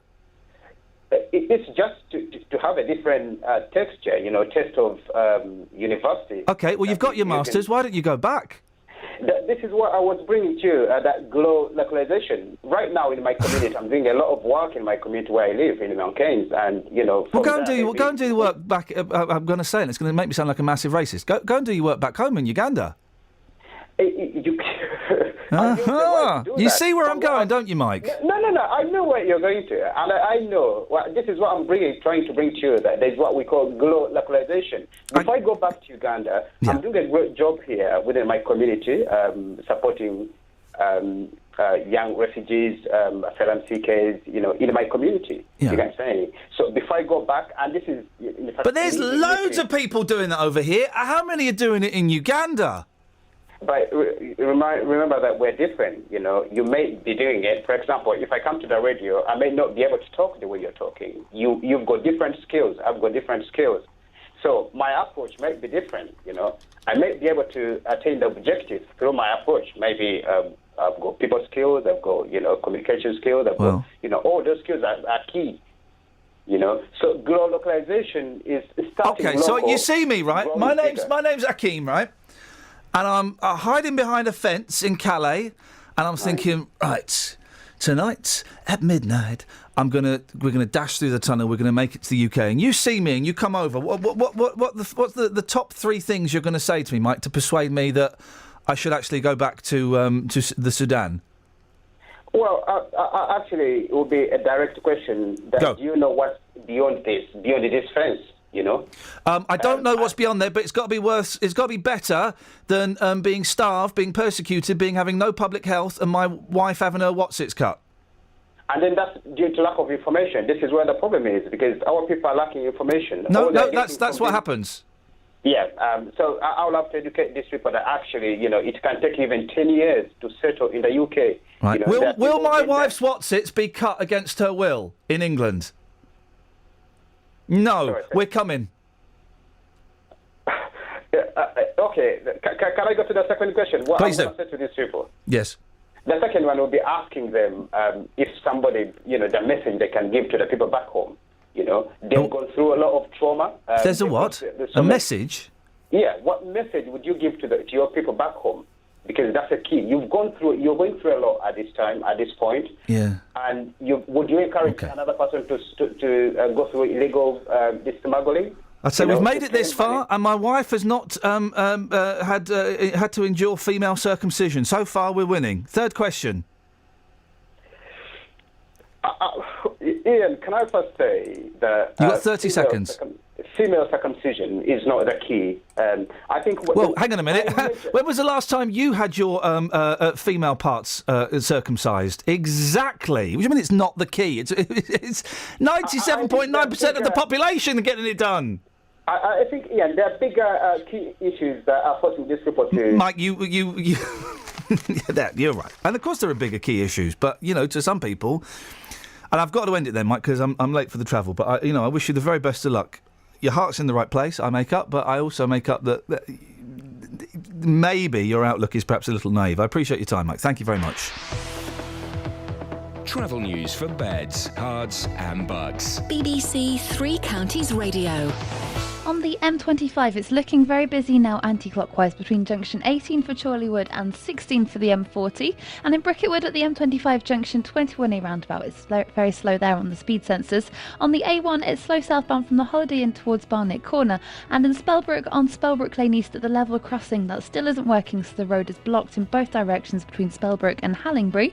On the trains, there's no reports of any delays at the moment, but if you're using the London Underground today, the strike will start at 6:30. Samantha Bruff, BBC Three Counties Radio. Sammy, thank you very much indeed. 03459 455 555. So this fella, hides in bushes and then jumps out and films people and threatens to name and shame them if they don't clean up their dog mess.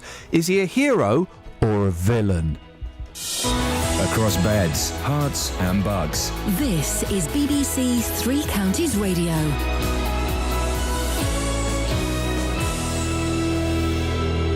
With the headlines, I'm Simon Oxley. Parents of some of the children from Penn School in Buckinghamshire are being told they won't know which alternative schools are available until the first week back in September. The special school near High Wycombe remains in administration.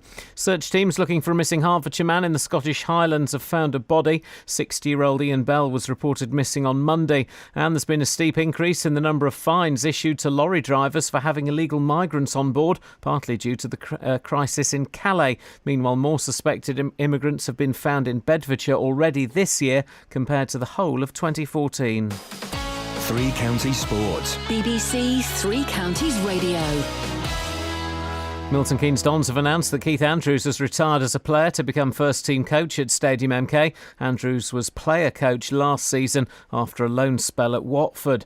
Gareth Bale scored for Real Madrid in a 2-0 win over his former club Tottenham in Munich last night. Former MK Dons midfielder Dele Alli was in the Spurs lineup. Dons boss Carl Robinson says that gives his club a boost. It's great to see Dele playing for the All-Star and playing at Real Madrid this week, and I just think for him, Bayern Munich, it just shows you how far this football club's come when we are producing players of that calibre. Luton complete their pre-season matches with a short trip to Dunstable this evening. It's likely to be a reserve-youth side for the Hatters. More success for Great Britain at the World Swimming Championships in Russia, with gold for James Guy in the 200 metres freestyle. Meanwhile, Adam Peaty set a new world record in the 50-metre breaststroke semi-finals. In boxing, the unbeaten Floyd Mayweather will fight Andre Berto next month in what's expected to be his final fight. Britain's Amir Khan had hoped to face Mayweather. More from Mike Costello. Berto is a former world champion but now belongs at the bottom end of the world's top 20, and Mayweather has spurned more dangerous opposition such as Amir Khan. It's all in a bid to finish with an unblemished record of 49 fights and so match the 1950s heavyweight Rocky Marciano. Even his own father has been critical, but Mayweather Jr. will chuckle all the way to the ring and then on to the bank. And Lord Coe has launched an attack on the Sunday Times for alleging widespread cheating in international athletics and called on the sport to come out fighting. The two-time Olympic champion, who's standing for the leadership of athletics' world governing body, has accused the media of breathtaking ignorance. The paper said its story was thoroughly researched. BBC Three Counties News and Sport. The next full bulletin at 8.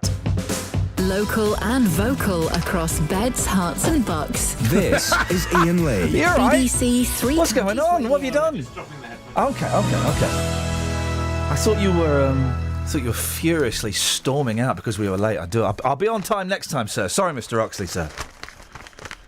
Sebco having a go at the newspapers because it's the stories made up about because no athletes take drugs. Oh man, they should let all the runners just do a couple of lines of coke before they do a race. Oh boys, yeah, and then for the pole vault they should all take acid an hour before. That's what they should do. Some text on that last story there. Put your names on. Wayne has. Thank you. 81333. Start your text 3CR. I didn't realise Sudan was so nice. This guy sold it to me. That's my holiday this summer sorted. And let's have one more. Not only is Mike patronising, he's also hypocritical. He can't preach to people who want a better quality of life. Yet he came to the UK 10 years ago for a better quality of education. He's not gone back to Uganda after his goal was achieved, despite all of the wonderful attributes. Desperate people don't care if their country has oil when they're fleeing war and female genital mutilation. I don't believe his heart's in the right place still. I believe his heart is in the right place. I do believe his heart's in the right place. It just doesn't make any sense at all. And I think that's the first time, Justin, I think it's the first time I've said to an African, well, why don't you go back home then? I think, because, that generally is the kind of response we'd expect from certain callers to this show. But it was an interesting conversation. Anyway, cracking. The Turdinator. Yes. Now, I'm not totally buying this guy. I'm not convinced, OK? He's in The Sun and he's going to be on GMTV and stuff like that. A dog-do vigilante called the Turdinator is waging war on owners who fail to clear up their pet's mess by dressing as a bush. So basically, he disguises himself as a bush. Yep. Like in a park, bush. Mm-hmm. Steady, come on. And then he films people. So it means he's going to be there for ages, just filming people walking their dogs. Yeah. I'd want that guy arrested, because that's weird. Well, it is weird. Also jumping out of people, taking photographs, telling people, come on, clear up after your dog as well. It is going a little bit too far, if you ask me. But if someone bounced out from behind a bush, filming me, and went, oi! Oi! Yep. Odds are I would either run away or I'd smack them, because that is terrifying. And that's the problem. Yes, all very well that there is a problem out there, but if you're going to confront somebody, in that split second, that person could take offence to that and probably hit that person. Well, we very rarely do we play the jumping out and scaring members of our team game with you, because you instantly, you go into the fighting stance. Right foot goes back, left arm comes up to protect yourself, protect the face, not the face, and right hand goes back and it's in a fist. Well, I don't take shock very well, so if I was out with my mum's dogs and somebody jumped out from a bush at me, I've got to be honest with you, I probably would lay them out. How irresponsible would it be, right? My wife is away with the kids. They just tried to FaceTime me. I mean, they're only an hour ahead. Do they not know what I do for a living? On the radio. I know. I nearly took it as well. Because it's only Mike talking. That's rude. I didn't mean that. But how irresponsible... right, two things. First of all, how irresponsible would it be for, when they come back, me to have a dog? Probably very irresponsible. Okay, that's okay. Just saying. And here's the second thing, right? We got. I've got wood. You got wood? Okay. I've got wood right now, Justin. Excellent. Good to know. I've got wood. I've got bush. Can I ask why? Well, because my wife cut back the garden, and so we've got loads of wood and bush and kind of plants and stuff like that all piled up. Now, she has given me permission to have a bonfire. Oh, mate. Oh, baby, baby, how was I supposed to know that I'm having a bonfire? The thing is, right, and I'm genuinely so excited about this. Right, I'm going to do it this week or next week, so I'm off next week, so I might do it next week, right? The thing is, right, how do you do a bonfire? This is a genuine question. I don't expect you to know the answer.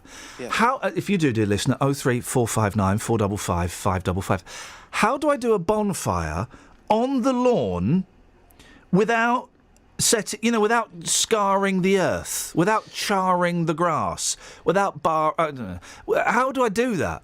It's a big question. I mean, when I was growing up, my granddad always used to have bonfires. Oh, I love my granddad so much. He was a bonfire expert. Yeah. And I remember as a kid going up to the local shop to get paraffin at least once a week. I wouldn't advise that.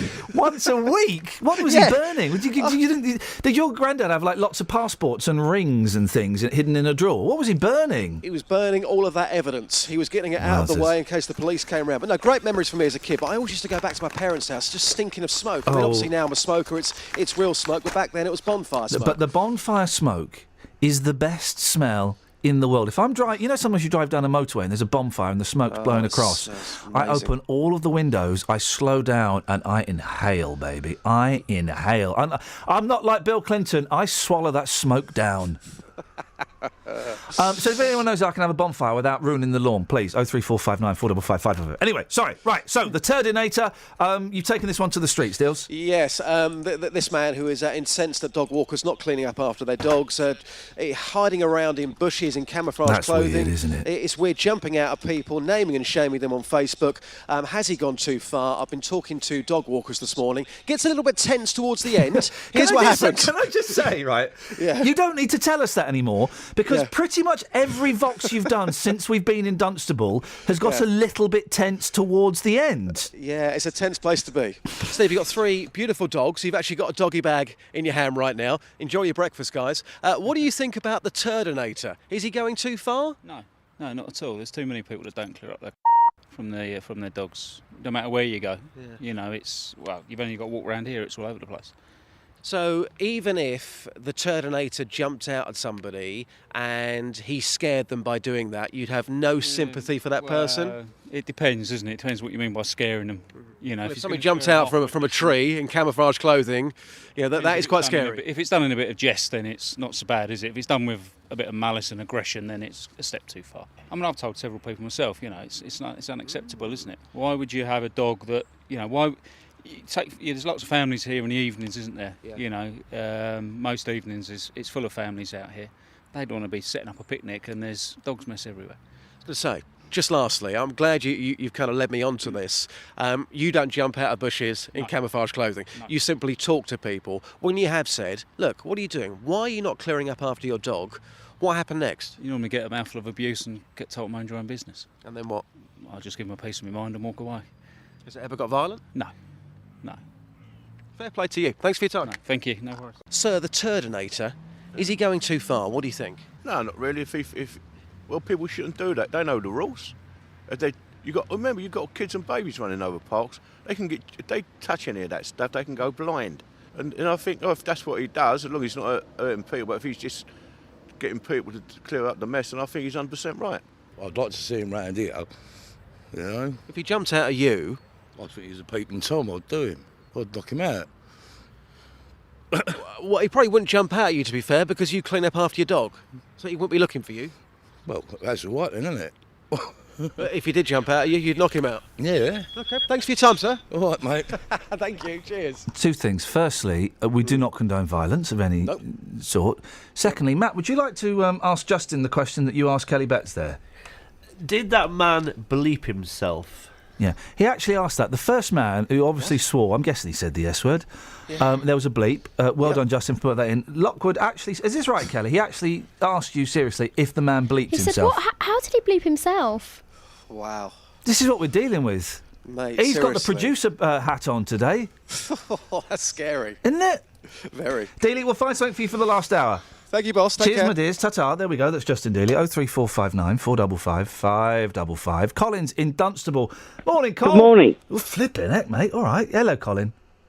How are you? I'm all right. I got a big spot. Yeah, I have. It's there. It's big. And I squeezed it, and the squeeze backfired, and it's all gone all septic. Anyway. But the main thing is your migraine. I've bought some exfoliating stuff. An exfoliant. Right. I bought an exfoliant. Oh, did you? Yeah. Anyway, to go back to it breaks down the skin. Because it is important. Yeah, it is. It breaks down the skin and it helps it get cleaner. No, your bonfire, mate. My bonfire. You shouldn't do it. What the heck? No. Pourquoi? You'll probably find that there are bylaws. No, we're not in a smoke-free area. Next. Next. You simply can't do it on lawn. What, pourquoi? Because it'll burn it. Okay, all right. What do I put down? Do I put down your lawn All right. Well, what do I do? Do I put down a bit of plastic or some wood underneath it? No, you can't do anything like that. Paper? If I put newspaper down? Take it to the tip. I want to have a fire in my garden. I want to feel like a man. Well, I want to feel like I'm in control of the elements. Number one, it's not very environmentally friendly. Number one, you can have that. Yep. Anymore. I tell you what, go and tell that to China, who are building a new coal furnace every single hour or week. It's one of the two. So exactly. So me having a little bum fire, that's hardly going to change the ecosystem. No, but each little bit we can do to save... Oh, you are joking. No, I'm not. It's like recycling. Every little bit helps. Oh, no, that's not recycling. That's Asda. Hey? Travel news for beds, cards and bugs. BBC Three Counties Radio. In Spellbrook, between Spellbrook and Little Hallingbury on Spellbrook Lane East, that's still blocked at the Dell Lane level crossing because it's not working. In New Southgate on the A406 North Circular Road, there are very long delays from the Kenning Hall interchange towards the Bounds Green Road, and on the A41 southbound it's slow from the Hemel Hempstead turn-off towards the M25 at junction 20 for Kings Langley. On the M25 it's busy anti-clockwise between junction 18 for Chorleywood and 16 for the M40, and further afield on the M1 northbound, the entry slip road at junction 15 for Northampton's partially blocked by an accident. Samantha Bruff, BBC Three Counties Radio. Hang on. My computer's gone. I believe the phrase is mash. Sammy, I'm going to say goodbye. Goodbye. Thanks very much indeed. I'm going to turn that down. There we go. And Sammy, have you gone? No, hello. No, I'm just listening to you. It's entertaining. No, well, that is very, very kind of you, my darling. I did ask you to leave. Well, kind of. That's not physically possible because I'm not in the same room. Yeah, hang on a minute. No, that's the travel bed. So I'm going to stop that. No, okay. I don't know what you've done, Sammy, but you've crashed my computer. Hang on. That's the travel bed. Hang on. Got two travel beds playing. That should stop that. No, hang on a minute. You sound like you're in a tank full of buttons. Yeah, you what?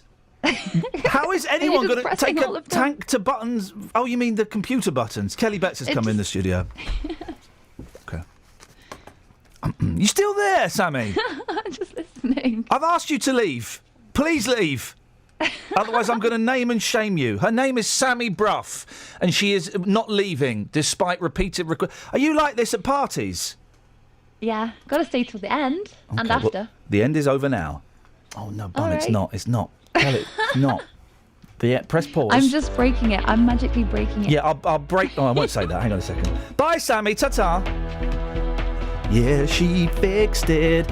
Kelly Betts fixed it. Kelly Betts fixed it. Kelly Betts fixed it.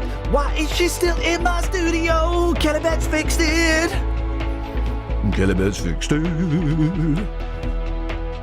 Kelly Betts fixed it. These are the headlines. Bedford Hospital is asking people to only use A&E in what they've termed a real emergency. Can we get a bit more on that for the last hour? Because I would have thought that it's accident and emergency. Gosh. Search teams looking for a missing Hertfordshire man in the Scottish Highlands have found a body. 60-year-old Iain Bell was reported missing on Monday. And parents of some of the children from Penn's School in Buckinghamshire are being told they won't know which alternative schools are available until the first week back in September. Fingers crossed this works. Here's the weather. Ah, yes. Beds, Herts and Bucks weather. BBC Three Counties Radio. Well, we've got some sunshine right now across the three counties. We've also got some cloud. We're at 14 degrees typically. And actually, we should have a relatively fine morning. But it's this afternoon when we'll see some fairly light and patchy rain coming through, although we can't rule out the odd heavier burst here and there. But as I say, staying generally dry through much of the morning. It's around lunchtime we might see the first bits and pieces of showery rain coming through, and then some heavier bursts from mid-afternoon onwards. Not clearing away until this evening, although there will be drier interludes right the way through that time. Top temperature of 20 Celsius. And then tomorrow we'll start with some cloud, a little bit of a damp feeling to the weather at first, but as we go through the afternoon, sunshine coming through, top temperature of 22 degrees and staying dry and settled through Friday into the weekend. Oh, this blooming thing is what is going on with this computer? Dum dum. Kelly, the computer's broken. The computer broke again. Cutbacks didn't fix it as much as... Oh, no. I tell you what we're going to do. While we're waiting, did you know the Beach Boys are having a party next door? The Beach Boys are having a little party. Maybe we should go and have a little listen to the Beach Boys doing a party. Well, let's see what's going on as we go live to California and find out exactly what's going on.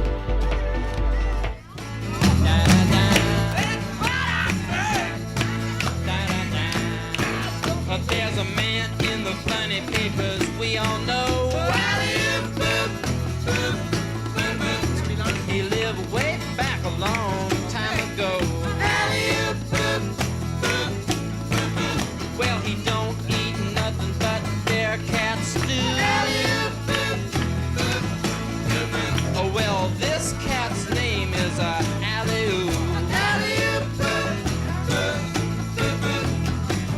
He's the toughest man there is alive. Wears clothes from a wildcat's hide. But he's the king of the jungle jive. Look at that caveman go! He's got a chauffeur that's a genuine dinosaur. And he can knuckle your head before you count to 4. He's got a big ugly club and a head full of hair. Whoa, grizzly bear. I forgot the word. He's the toughest man there is alive. Wears clothes from a wildcat's hide. He's the king of the jungle jive. But look at that caveman go! He rides through the jungle, tearing limbs off a tree. Knocking great big monsters dead on their knees. Other cats don't bug him 'cause they know better. 'Cause he's a mean motor scooter and a bad go-getter. Well, he's the toughest man there is alive. Wears clothes from a wildcat's hide. He's a honey-gully king of jive. But look at that caveman go!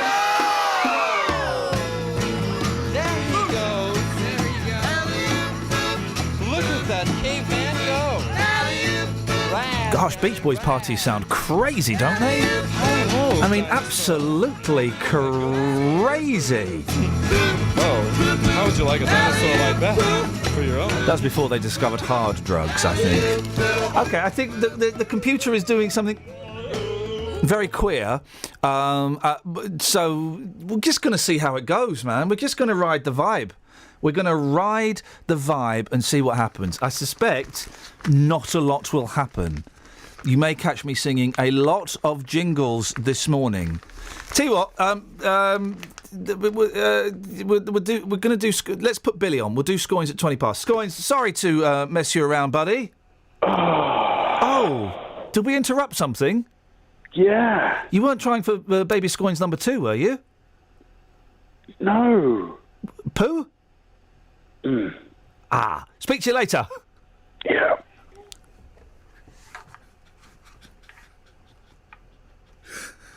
Billy's in Watford. Morning, Billy. Good morning, good morning. Never disturb a man while he's on the throne.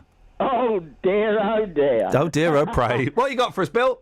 Well, I'm disappointed and upset. At the same time? The fact is that I've been ringing and ringing my local magazine, which is called The Village Life and The Villager. Yes. And I've been doing my little bit in it for years and years now. I've just heard that it's gone right out of print now. Oh no! Because you wrote a little piece about that, talking about your memories for ages, haven't you? That's quite right. Oh, nuts! No, I don't know what's happened. I'm sure, but I understand that Julie Barton, who was a sort of editor and did all sorts of she just couldn't be bothered no more. Has now moved away, and it's no more in print. Oh, for crying out loud, makes me want to puke. These are things that I've heard. People keep asking me what's happened. They haven't had a copy. Yeah. And I understand also that they were looking for someone to take it over, but no one has done that up to now. It makes me so angry when stuff like that happens. Well, I don't know. What are you going to do now, Bill? How are you going to pour forth your creative cream? Yeah, well, people keep asking, and they're always interested in my just inside the back. Not page, always. Which I've done for years. Yeah. So what you should, you know what you should do, Bill? Yes. You should. Do you know what a blog is? Well, I don't understand all those sort of things. I've only got to use a phone. You see. Okay. Well, you could somehow get someone to help you do a blog, which is short for. I only found this out recently. It's short for web log. Isn't that interesting? Yes.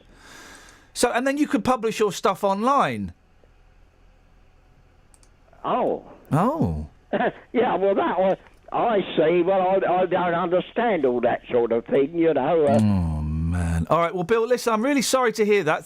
Fingers crossed. If anybody has got an outlet for Billy to post his wonderful memories of Tolden days, let us know, and because he's a good writer and he's a good sport, and you've got some cracking stories to tell, Bill. Yes, thank you very much, and that will tell sort of people what has happened in a way. You just did, yeah. The magazine. All right, Billy. Listen, best of luck, mate. Nice to talk to you.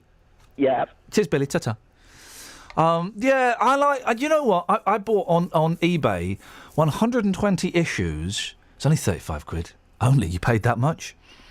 120 issues of a Beach Boys fanzine, ranging from 1980 up to about 5 years ago. And I treat myself. I'm doing it slowly. Every night I allow myself one. I read one.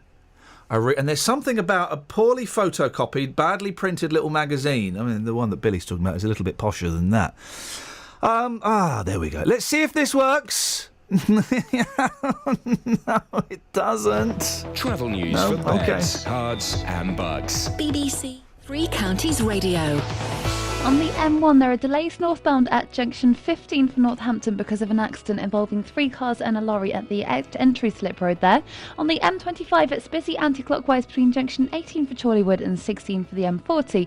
And in St Albans on the North Orbital Road, it's very busy between the Park Street roundabout and the London Coney roundabout. That's because of the roadworks. In Spellbrook, on Spellbrook Lane East, that's still blocked in both directions between Little Hallingbury and Spellbrook because the level crossing at Dell Lane isn't working. Samantha Bruff, BBC Three Counties Radio. Sammy, thank you very much indeed. So, me and Scoins, we're going to squeeze our way into a tiny wet crack. If you've ever done it before, any tips you've got? I mean, do we need protection? I mean, 03459 455 555 is the telephone number. There was something else as well, and I just, for the life of me, cannot think what it is. Okay. Anyway, if you want to give us a call about that or anything, 03459 455 555 81333. Start your text 3CR. Here comes the news with Mr. Simon Oxley. local and vocal across beds, hearts and bucks. This is BBC Three Counties Radio.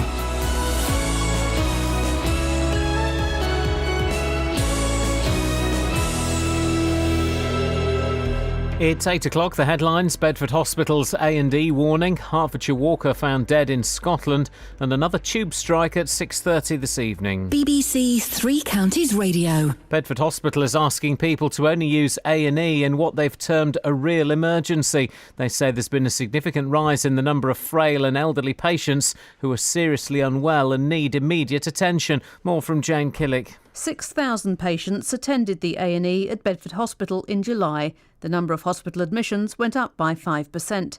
The medical director of Bedford Hospital says it's been an exceptionally busy month, which means people with less serious conditions are having to wait longer. People seeking medical attention are being asked to consider if they need to go to A&E or if other services like their GP or pharmacy can help. Search teams looking for a missing Hertfordshire man in the Scottish Highlands have found a body. 60-year-old Iain Bell was reported missing on Monday. Police say there are not thought to be any suspicious circumstances. There's been a steep increase in the number of fines issued to lorry drivers for having illegal migrants on board, partly due to the Calais crisis. 3,300 fines were issued in the year to April, an increase of 50% compared with the year before. Meanwhile, more suspected immigrants have been found in Bedfordshire already this year compared to the whole of 2014. 287 people were arrested or detained by mid-July, compared to last year's total of 277. Parents of some of the children from Penn School in Buckinghamshire are being told they won't know which alternative schools are available until the first week back in September. The special school near High Wycombe remains in administration. More from Jessica Cooper. Parents of 7 children who sent them to Penn but live across the border in Berkshire are being told they might not know more for another month. Royal Borough of Maidenhead and Windsor councils say new schools have been found for some of the children, but it's been challenging because the closure happened just before the summer holidays. They say they'll be in a better position to advise on other school availability in the first week back in September. A man has been airlifted to hospital with serious injuries after an incident in Codicott High Street in Hertfordshire just before 3 o'clock yesterday afternoon. Herts police say one person has been detained. Millions of people will face travel disruption later today because of a strike by London Underground workers. All tube trains will be cancelled from 6:30 this evening until Friday morning. The dispute is about pay and conditions for a new all-night service due to start at weekends next month. Nick Brown is from London Underground. We've brought into our second offer, still within the same financial parameters, some of the points they made about work-life balance. They've said it's not about money, but that's not far behind in their thinking. But what we've put forward is something that does ensure that people do have a good work-life balance going ahead. So the disappointment for us is that the second offer was rejected on Monday. We're prepared to talk, but the unions have flatly refused to meet with us. In sport, Milton Keynes Dons have announced that Keith Andrews has retired as a player to become first-team coach at Stadium MK. Andrews was player coach last season after a loan spell at Watford. The weather, sunny spells this morning but rain this afternoon, which may turn heavy later. A maximum temperature 22 degrees Celsius. And you can get the latest news and sport online at bbc.co.uk/3 counties.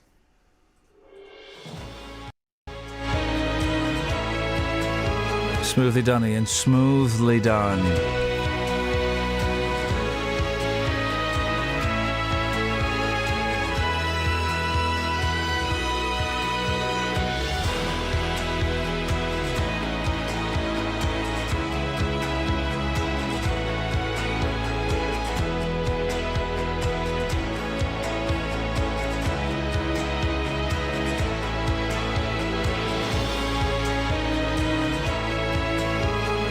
Just sending an email, sorry, were you busy? There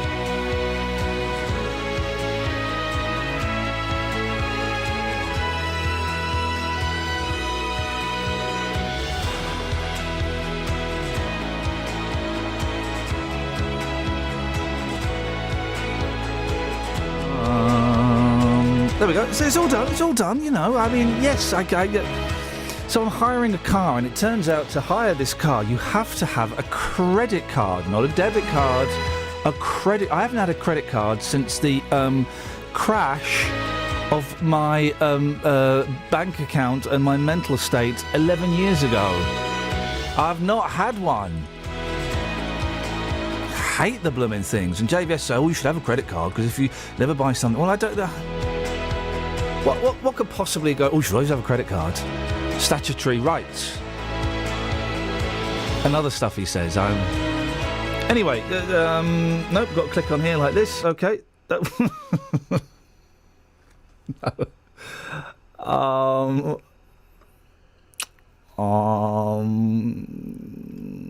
No. Okay. Well, the computer is actually now completely. Could you come and have a fiddle at some point, Kels? Have a little fiddle at some point because it is completely. Janet says, Mr. Lee, it must tail hours of preparation. I think she means take, and hard work to produce such a shambles of a show. I know. Switching to heart any moment. Sorry? I've done it. What have you done? I totally have done it. Yeah, it won't work though. It'll work this and then... It. Across beds, hearts and bugs. This is BBC Three Counties Radio. I've totally done it. How did you do that? I'm not interested. I didn't touch that. Travel news. It's now gone into auto mode. And bugs. BBC Three Counties Radio. Flip it. Be with you in a minute, Amanda. I didn't do that. It did it itself. Oh, God. Okay. Iain, you need a migraine more often. What? I need to be blind and puking more often? Today is first class. Oh, it's a compliment. Both the kids and I are in stitches, and they're your toughest critics. Kids. Iain, don't worry about having a bonfire on your lawn. It will grow back thicker and greener. Iain, I don't know what this means. Hope migrants are not just being shipped to poor areas. Racist. Literally no idea. What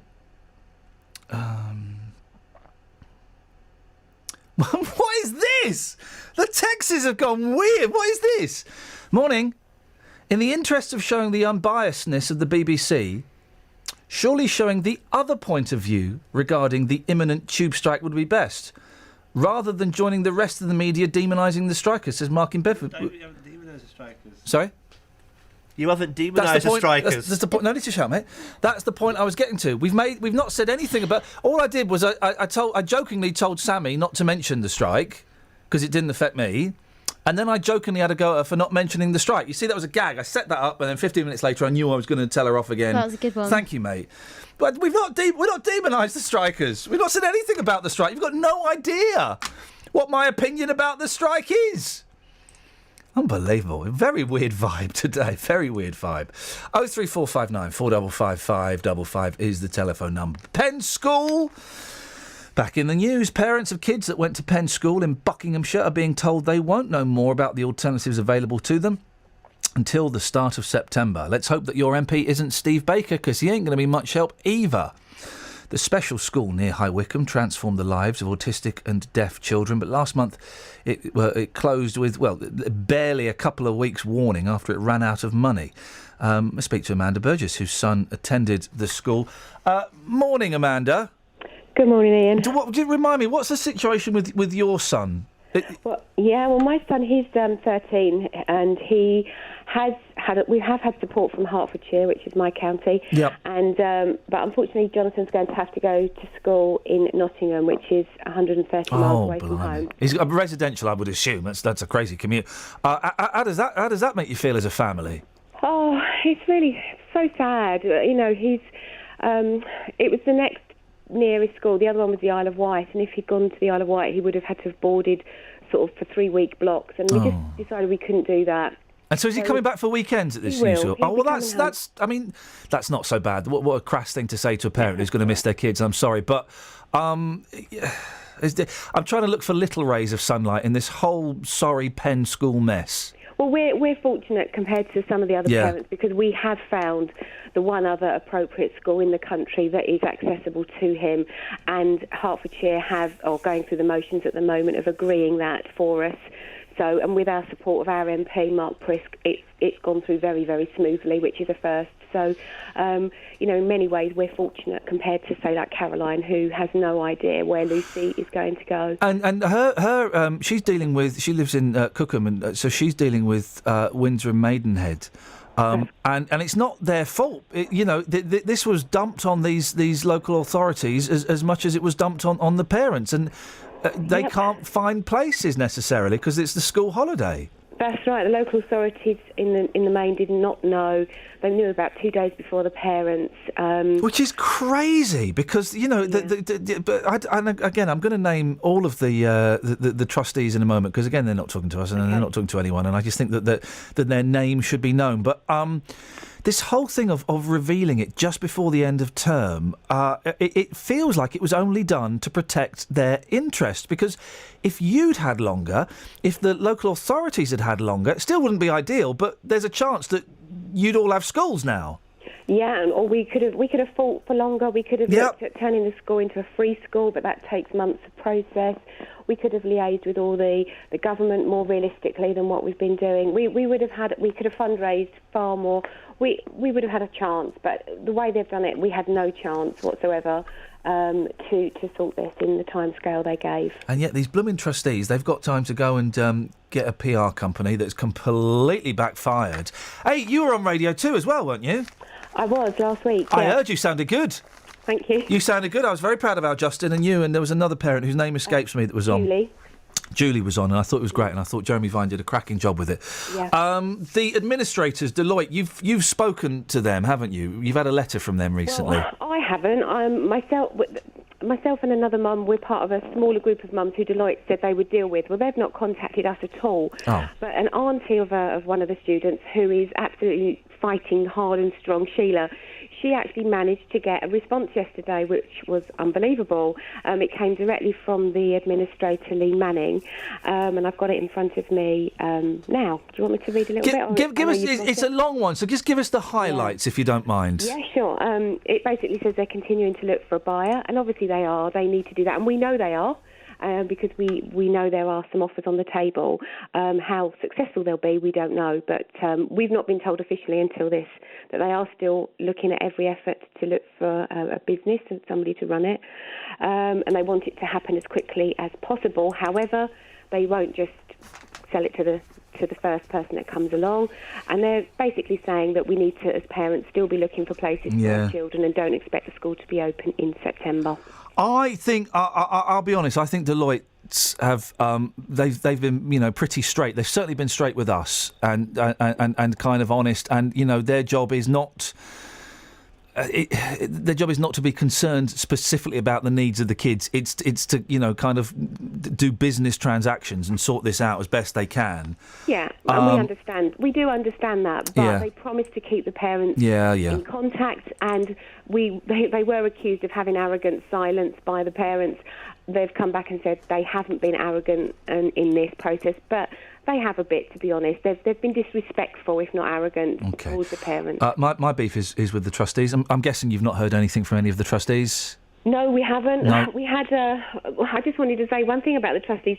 About 18 months ago, myself and another mum went to meet the trustees when the school went into special measures, and we sort of talked to Hugh and Hugh Forsyth, Paul Ricketts, and Alison Stacey, the chair of governors. We had a meeting, just the five of us, to talk about what they were going to do to get the school out of special measures, because we understood that we've got to get out of special measures quickly because the funding would go down, etc. So, and I can remember one thing Paul Ricketts said to me, and I've kind of hated him ever since, to be honest. It's a bit of a strong word, but basically we argued as part of that meeting, and he said to me he had more to lose than us if Penn shut.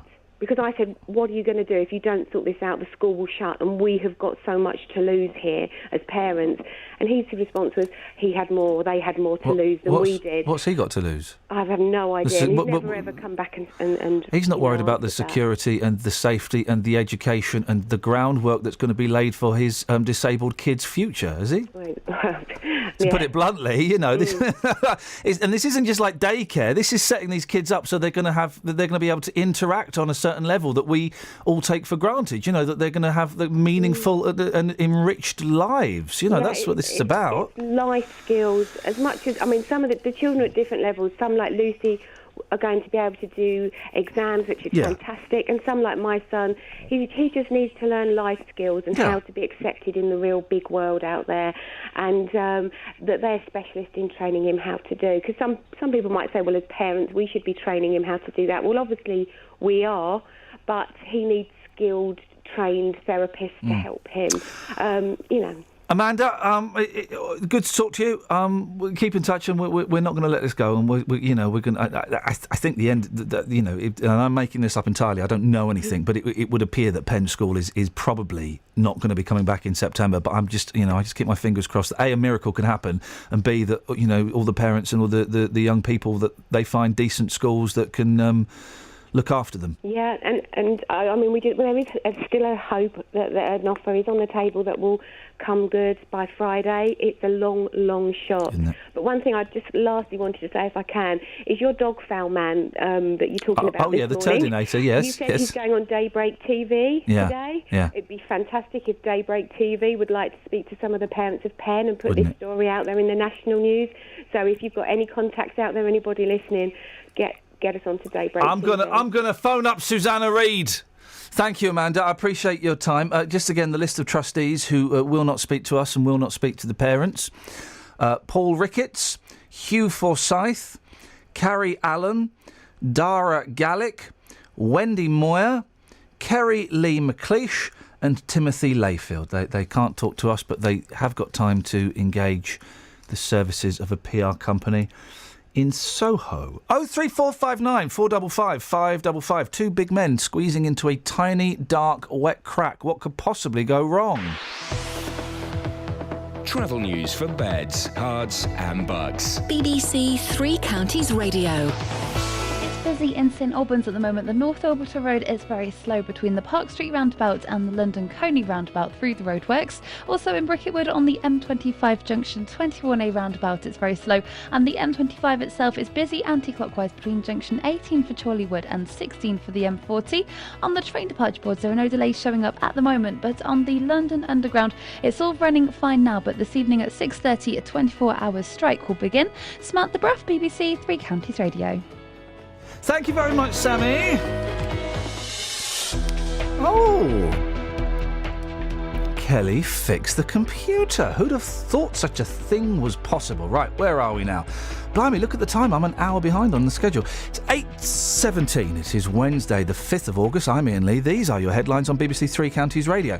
Bedford Hospital is asking people to only use A&E in what they've termed a real emergency. Search teams looking for a missing Hertfordshire man in the Scottish Highlands have found a body. 60-year-old Iain Bell was reported missing on Monday. And parents of some of the children from Penn School in Buckinghamshire are being told they won't know which alternative schools are available until the first week back in September. This is Iain Lee on BBC Three Counties Radio. Thank you. Why have you got a bell there? It's my cliche bell. So if anyone were to phone up and come out with a cliche, come out with something, you ding it. Yeah, for example. Oh, hang on a minute. Where's that come from? What? I've got no idea. Oh, I know what it is. That's the Beach Boys. Yeah, if someone were, for example, we were talking about immigrants or something, and they go, I think it's just gone politically correct. We get that. Right. It's that kind of thing. Or lesson. If we talk to a counsellor, lessons have been learnt. Yeah. It's the cliche bell. So I'll just keep it here, actually, because you're in the studio. We we did that years ago when I used to work with Stephen Rhodes. We did that on the consumer programme one day. Oh, yeah. But the trouble was we got a fit of the giggles while we were doing it. We just couldn't stop laughing. So the bell, really, we only rang it once. Stephen Rhodes apparently not very well. No, he's not well. He's the latest. But he's going to come and talk. Excellent. Soon. I never met Stephen Rhodes, but I did used to listen to him from time to time. And I was out for dinner with him last night. Okay, well, don't tease people that he's coming back, because everyone will think, oh, great, he's going to replace me again. No, he's coming back to chat to all of you on my show. When's that going to be? At some point in the future. Excellent. I look forward to listening to that. I know there's lots of people who would be interested to know what's going on, and we'll be wishing him well. Yeah. Right, listen, I thank you, because I wasn't very well yesterday. I spent a lot of the day on my sofa, taught my Xbox to listen to my voice. Oh, I heard you mentioning this earlier. Xbox Play. Play. Yeah. Play. My car, you press a button. Yeah. For the telephone on the steering wheel, you press a button and it says, "What is the command?" And you say, "Call contact." And it says, "Did you say text Marjorie?" Yeah. It's like when you phone up at the cinema, and I hate doing this, you have to say the name of the film you'd like to see. Yeah. Minions. You said Ant-Man. No, I said Minions. Say the name of the cinema you'd like to go to. Milton Keynes. That is 5 tickets for the Ant-Man in Newcastle. No! And then it goes through. But so I did that, but then also, because I wasn't very well, I was pottering around on the computer, and I listened to 2 hours of consumer. Did you? Consumer problem. You love my consumer. I do, don't and you? I do, and it's genuine, and it's my favourite thing when I'm pottering around firing off emails and paying bills and stuff. Is I listen to your consumer thing. Did you hear yesterday the revelation about the car dealer who threatened me on the phone? Did you hear that? You sound even posher and even camper when you're dealing with threats, because you get rightfully. They sounded horrible. Them two. They sounded horrible. He said, "Let me reenact exactly what he said to me on the phone." He said, "Is that Jonathan?" I said, "Yes." He said, "I know where you live." I don't. I wish he'd tell me. "You better be very careful." That's what he said. I said, "You know where I live?" "You better be very careful." All right, this is Plonk down this is the the Muppet phone. that sold a car that Yeah. that don't work, and then they Yeah. went speeding in it. Yeah. Unbelievable. Nice chap. I'm nothing to do with Jonathan's show, by the way. This chat we have here is a contractual obligation. I would rather not get involved in any of the murky side. The poor fella that's got to buy a conservatory. Remind me? Was it a fella that he'd ordered a conservatory, then he wanted to cancel it. Yeah, that's true. But he'd left it too late, and he's got to buy it. He has. It's not funny. Why are you laughing? Because it's funny. He sounded... You've got such a devilish sense of humour. It's funny for us. He sounded so gutted. That, all right, Jonathan, well, it's... I guess that's a lesson learned. Yeah, it's a lesson that's going to cost you $6,000, you sucker. Well, it's that caring, sharing attitude you have that I'm sure means you'll one day be a natural replacement for consumer. I genuinely love it. I love it. There was another one as well that I was laughing at. It went wrong for some poor woman. Oh, it doesn't matter. What are you laughing at? You shouldn't be laughing. Oh, come on. You're telling me you're not sniggering when people who deserve it get their comeuppance? No. And that involves the consumers as well? No, I'm not. I'm a consumer in the same way as... What? You remind me, I'm trying to get I need a credit card at short notice anyway. The poor... You got so angry, that poor fella, and this isn't funny, who paid extra to have the front seats in the coach. Yeah. What? And why are you finding all this funny? I'm not finding that funny. I was finding your indignation. You were furious. Yes. He paid extra for the front seats of the coach, and they said, "Oh, we can't do that." Yeah, but he struggles to walk in. I know he does. The driver could give him a little lift down the... He paid money to sit at the front of the coach. Yeah. I'm going to be talking to Brian later on my show. Well, I wish, Brian. Brian, I'm not laughing at you. I'm laughing. I'm not laughing at anything. I found you were so furious about that. I just thought, wow, that's really... He paid the money to sit at the front of the coach because he can't walk. Yeah, he says. They then say that oh, sorry, we've given you seats away. You've got to sit on row 16. With the greatest of respect, most coach trips are going to be full of people that don't walk very well. But he paid 20 quid to sit behind the driver. Well, he can't walk very well. Okay, well, I'm not laughing at Brian. What? I've not got beef. Well, anyway, I'm talking to Brian later. I'm not going to tell him you found it funny. Good, please don't, because that would not go down well. There's enough people hate me. What's on your show before then, please? Dog poo. Have you heard he's been some of the papers have referred to him as the Turdinator? The Turdinator, yes. A man angered by owners not clearing up after their dogs has started dressing in military camouflage and hiding in bushes to catch people in the act. Have you seen the pictures? Yeah, we've done it on the show. Have you not been listening? Blimey. Well, no, we've been setting up our shows. Andrew Hawes plans to take photos of offenders and will threaten to put them on Facebook unless the owners clear up the mess. Mr. Hawes, who's an HGV driver and a father of 4, he spoke to me yesterday afternoon ahead of today's programme. Yeah. From 9 this morning, Listen to what he has to say. You don't want to go anywhere. No, I'm going to be listening. You've got to listen. He annoys me. He annoys me already. I think what he's doing is out of order. What? I think it's threatening, dangerous behaviour. No, I wish I had heard you say. Have you been saying this morning? Yeah, I think it's intimidating. We've been asking, is he a hero or a villain? And I think what he's doing is intimidating and is unnecessary. Oh, Iain. If he's actually doing it, I've been to his Facebook page. There's no videos or photo evidence. Yeah. I asked him the question, how many people has he caught so far? He'll reveal that after 9. None. Have I revealed it before 9? No. There's no pictures or videos on his Facebook page. I think what he's doing is threatening, is intimidating, and he's lucky that if he did it to me or Dealey, he'd come a cropper. He is a hero. He'd come a Haley, I tell you that.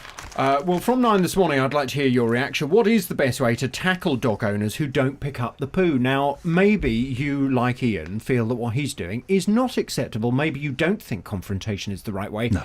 If so, what is the best way? I came up with 1 or 2 very good ideas this morning. Is it electrifying the grass or something? I don't know. Oh, it's still breakfast time. I won't tell it now. I'll tell it later when it's not breakfast time because it's disgusting. After the 9 o'clock watershed. What's the best way to tackle dog owners who don't pick up the poo? Your calls. 03459 455 555 from 9. This is Iain Lee on BBC Three Counties Radio. OK, as you've heard in the news this morning, Bedford Hospital is asking people to only use A&E in what they've termed a real emergency. They say there's been a significant rise in the number of frail and elderly patients who are seriously unwell and need immediate attention. Let's speak to Colette Marshall, the medical director of Bedford Hospital. Morning, Colette. Thanks for joining us at short notice. Good morning, Iain. Hi. I thought A&E was only for real emergencies anyway. What's going on? So we have seen an unprecedented rise in demands, probably about 5% increase in the number of hospital admissions over the last few days.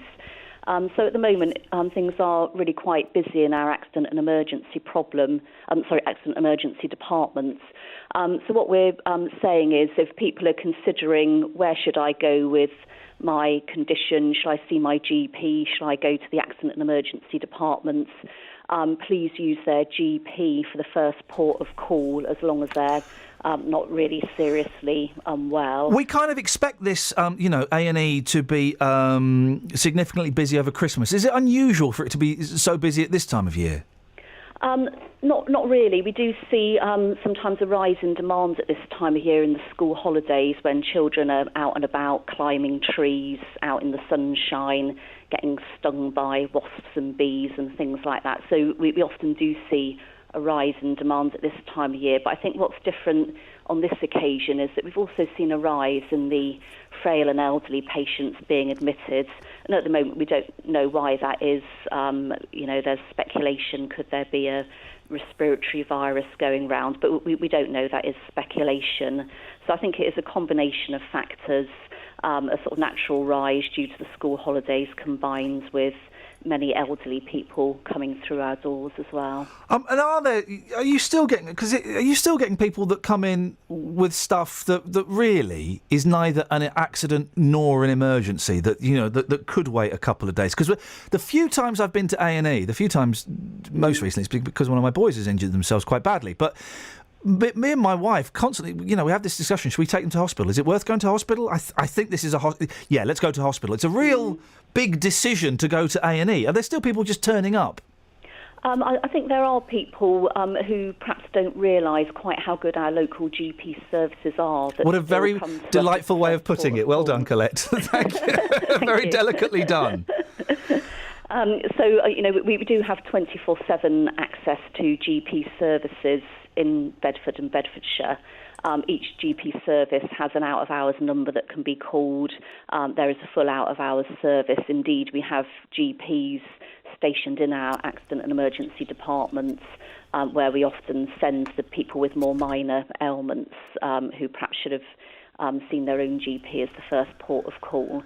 So the services are actually very good, and I think people need to be aware of that and try phoning their GP if there's any doubt in their minds about where they should be presenting. All right, Colette. Listen, the fingers crossed that people get the message and that you're able to cope. I appreciate you coming on. Thanks very much. Yeah, you're welcome. Thank you. Thank you very much. Colette Marshall, Medical Director of Bedford Hospital, 03459 455 555. Yes.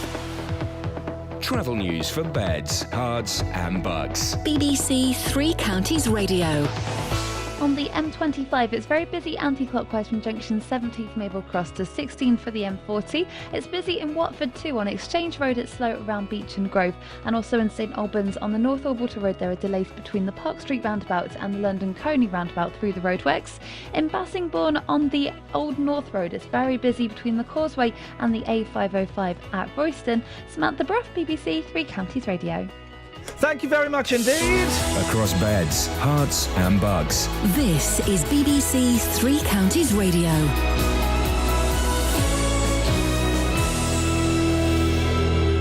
It's 8:30. I'm Simon Oxley. Bedford Hospital is asking people to only use A&E in what they've termed a real emergency. They say there's been a significant rise in the number of frail and elderly patients who are seriously unwell and need immediate attention. Search teams looking for a missing Hertfordshire man in the Scottish Highlands have found a body. 60-year-old Iain Bell was reported missing on Monday. And millions of people will face travel disruption later today because of a strike by London Underground workers. All tube trains will be cancelled from 6:30 this evening until Friday morning. Three Counties Sport. BBC Three Counties Radio.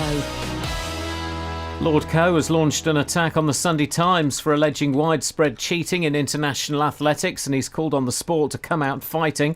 The two-time Olympic champion, who is standing for the leadership of athletics' world governing body, has accused the media of breathtaking ignorance. The paper said its story was thoroughly researched. On to football. Milton Keynes Dons have announced that Keith Andrews has retired as a player to become first-team coach at Stadium MK. Andrews was player coach last season after a loan spell at Watford.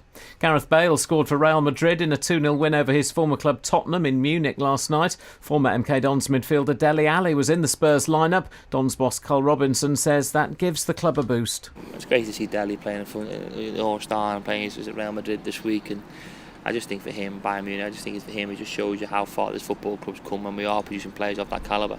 Luton complete their pre-season matches with a short trip to Dunstable this evening. It's likely to be a reserve-stroke-youth side for the Hatters. More success for Great Britain at the World Swimming Championships in Russia, with gold for James Guy in the 200 metres freestyle. Meanwhile, Adam Peaty set a new world record in the 50-metre breaststroke semi-finals. England and Australia complete their preparations today for the fourth Ashes Test, which starts tomorrow at Trent Bridge. The BBC's Pat Murphy says Mark Wood looks set to be fit enough to replace the injured James Anderson. He did everything you'd expect of a fast bowler in his preparation. He then operated at his usual pace in the nets for around 25 minutes, the same as the other quick bowlers. There seemed no problems there. I think England really want Wood to play, not least because he's a different sort of bowler to Stuart Broad and Steve Finn. And the coach, Trevor Bayliss, he went out of his way to talk up Wood after he'd missed out on the Edgbaston Test match. And in boxing, the unbeaten Floyd Mayweather will fight Andre Berto next month in what's expected to be his final fight. Britain's Amir Khan had hoped to face Mayweather. BBC Three Counties News and Sport. The next full bulletin is at 9.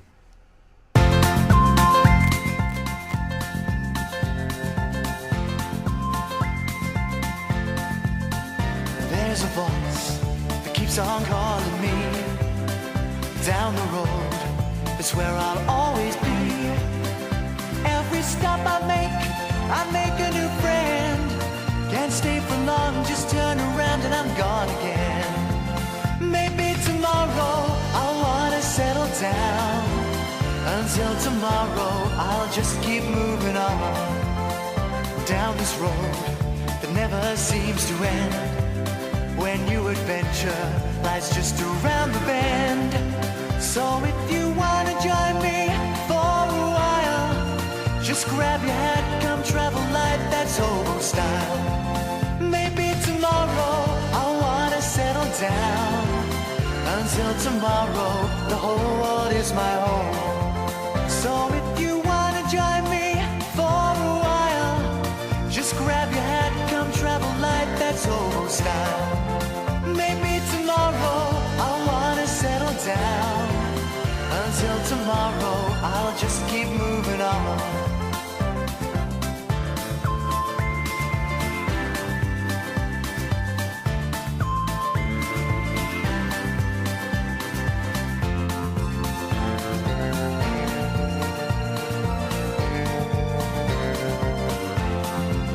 Maybe tomorrow I wanna settle down. Until tomorrow tomorrow, I'll just keep moving on. There's a world that's waiting to unfold, a brand new tale no one has ever told. We've journeyed far, but you know it won't be long. We're almost there and we paid our fare with a hobo song. Maybe tomorrow I'll wanna settle down. Until tomorrow I'll just... Morning, guys. Iain Lee, BBC Three Counties Radio. 03459 455 555 is the telephone number if you want to give us a call. Okay. And it's Paul. I've got to say this. Yeah. We're talking about this. It's not because we haven't got any content. Okay. Good. It's honestly, I've got so much content. Yeah. It's literally dripping out of every orifice of my body. This is like a segue. No. Oh. It's not a mode of transport for idiots. Hey, have you seen there's now super segways that No. Why are we not doing super segwaying? Well, I don't know if they're called super segways. That's my name for them. Oh. So there's segways, right, but they're smaller and they have no stick. Well, that's surely a roller skate, isn't it? Well, no, but they're motorised. I saw someone using them in London. I also saw a grown man on a silver scooter, the push kind, like, you know, the kind that, I nearly said nonce, I mean Ponce would use. Don't get those two things mixed up. It's a big difference. Hey, Ted Heath. Anyway, who'd have thought? Everybody that's been on the internet for the last 10 years. Anyway. Who'd have thought Ted Heath could be... Anyone that's ever Googled anything would have thought, you know... Anyone that's ever looked at a forum could have told you.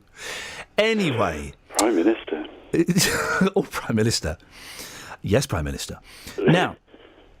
Never got that programme. Anyway, so they're like segways, but they're smaller, and you just stand on them, and there's no stick to hold on to. Oh, I saw someone with a motorised scooter yesterday, and they must have been in their 20s. Yeah, that's a scooter. Well, yeah, but, you know... That's okay. It's very noisy. Startled my youngster. Is that a euphemism? No.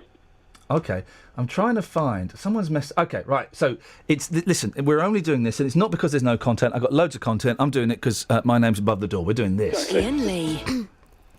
And Paul Scoins. Hey, nice one, Kels. That's not bad. I asked her to make up that this morning, and she did that. It only took her 45 minutes. We'll have that again. Hang on. Iain Lee. And Paul Scoins. And there's another one. Hang on. Iain Lee. And Paul Scoins. I don't know anything about Operation Dark. Okay, it's no big deal that you don't know. Operation Dark. I'm sorry. Just tell me what you know on Operation Dark. Who, me? Oh, yeah. Yes. Tell me about Operation Dark.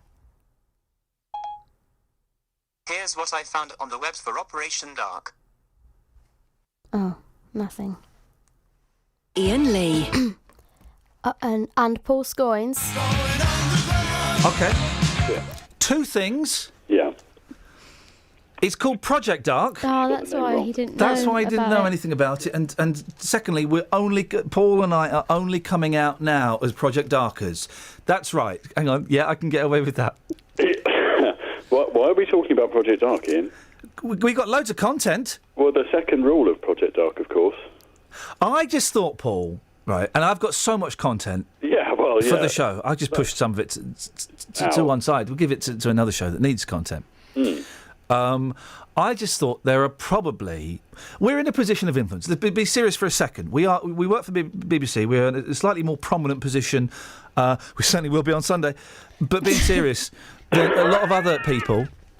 And there might be a number of young men out there, Paul, that are dealing with the same issues and desires that we've got, that don't know who they can turn to, that don't know who they can talk to about their issues. On Sunday, Paul Scoins and I will be rubbering up. We will be encouraging each other, egging each other on. Yeah. Maybe maybe even high-fiving each other at various points, like we suggested in the car park the other day. I would say it's inevitable. As each of us will probably have to take it in turns, tries to squeeze our way into a very tight, wet, dark crack. Yeah. I've already been working out. What, how much I owe you? I've got the money with me. Don't worry, we can sort that out. Sorry. We are going on Sunday, we are going potholing. Yeah. Yeah. And I'll be honest, it started off as a bit of a joke. This has been a long time in the planning. Let's not beat around the bush. I'm watching J-Dog running after someone. Look. That's hilarious. That's the gayest run I've ever seen. Not that a run could be gay.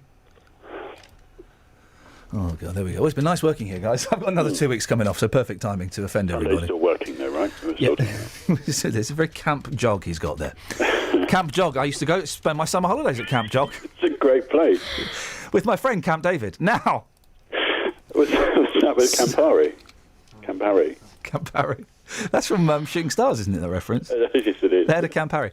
Right, so we're going potholing. It started off about a year ago, and we were all going to do it as a team, and then Catherine basically boiled it. No one committed, to be No honest. one committed. I said yes. No. And that was ignored. Matt said no, didn't you, Matt?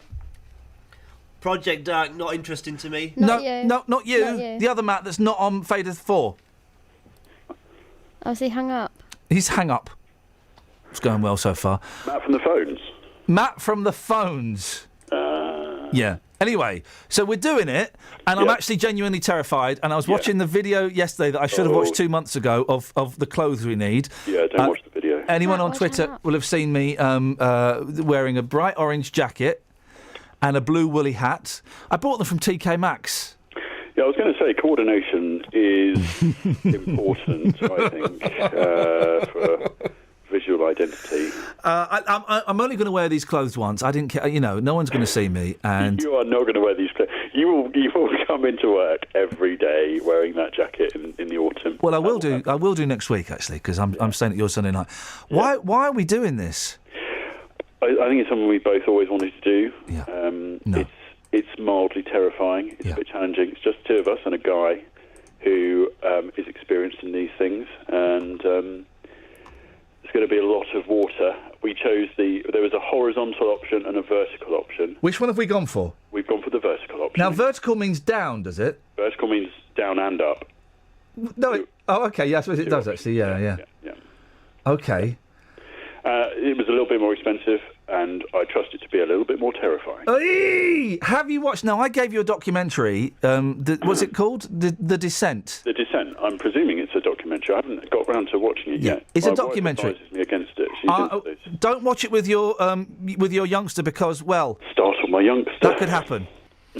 I suggest you watch it before we go away. It's really good, The Descent. It's a documentary about 4 young ladies that go potholing and the adventures that they have underground. With the underground I'm monsters. not into those sort of scary films. No, there's nothing scary. Nothing scary about it at all, is there, Matt? I wouldn't know, mate. The bloody hell are you lot banging on about? This is absolute bloody rubbish. I'm going to go and listen to Chris bloody Evans. All right, Matt. I've got your number. I tell you say I'm boring. That Paul Scoins is boring. Well, you're through to Paul Scoins now. Why don't you tell him directly? Well, I'm afraid. Matt, say that to my face. Go on. Hello, Paul. You sound a bit like me on a good day. Well, I take that as a compliment. Under the Eiffel Tower. Parisian? Why don't you go and look at the Eiffel Tower instead of going potholing?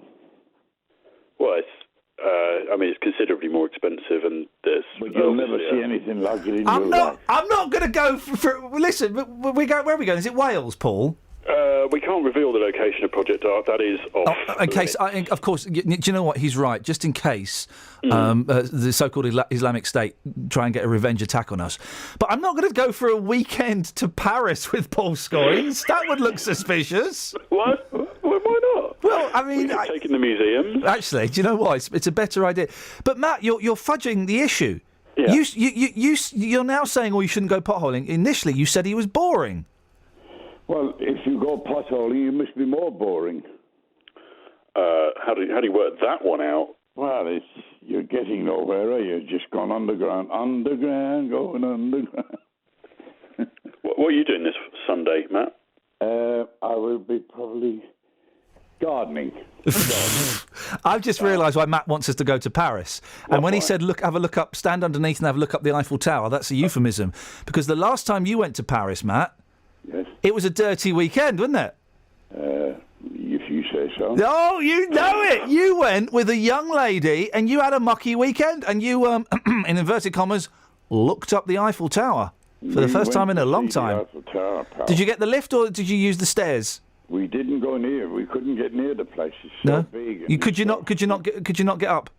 Well, the reason I phoned you up, why did you play that stupid record again? You told me you'd cancelled it. Cancelled it? Well, I never said that, mate, because that don't make no sense. Got rid of it. Didn't cancel a record, you blow. Destroyed it. I'll destroy you. You haven't got the guts to come to the Leicester Arms for a pop quiz. Pop quiz? All right, Mike Reid. Yeah. I won Pointless last week. You sound a bit like technically you didn't win it. Well, no, I got through to the final round of Pointless last week. Yeah. Well, and then I, Macmillan lost you to. failed. All right, Paul. Thank you, mate. I've been defending you. That's Back a off. pretty sad programme and all. Pointless. Right, you button it. They paid me a load of money. I got to work with Keith Chegwin and charity. No, they paid me money. To give to charity. No. Have you got your? You didn't give it to charity. Hang on. Have you got your mobile phone on you, Scoins? I'm going to text you. Yeah. Shall I, if I WhatsApp you, would you be able to get that now? Yeah, I'll get it now. I'm going to WhatsApp you how much they paid me to appear on Pointless, okay? Okay. It's coming through now. You should have it now. There you go. Let's just see. Wow. I know! Isn't that incredible? That's my money. That feels... Okay. I'm going to have to go now, guys, because you're both getting on my nerves, but you mainly, Matt. Okay. Ian, you know if you stand under the Eiffel Tower and someone drops a lump of brie from the top of that tower, you're probably going to die. Is that what you're saying, Matt? You want us dead? Is that what you're basically... No. I just want pretty much what you Ian heard there. to play some decent music for a change. Well. Travel news for beds, cards and bugs. BBC Three Counties Radio. The A1 Watford Way is very busy between the Apex Corner and Mill Hill Circus. It's also busy in St Albans on the North Orbital Road. It's slow from the Park Street roundabout through the roadworks to the London Coney roundabout. And the A41 is slow southbound from the Hemel Hempstead turn-off towards the M25 at junction 20 for Kings Langley. And having a look at the speed sensors on the motorways, the A1M is slow in patches from Little Wymondley past Stevenage towards do you know Nebworth. what then, Sammy? When Yeah? you said patches... Oh, I used to have a friend who had a dog called Patches. Aw. And it made me think of Patches the dog. And he was called Patches because he had kind of like patch marks.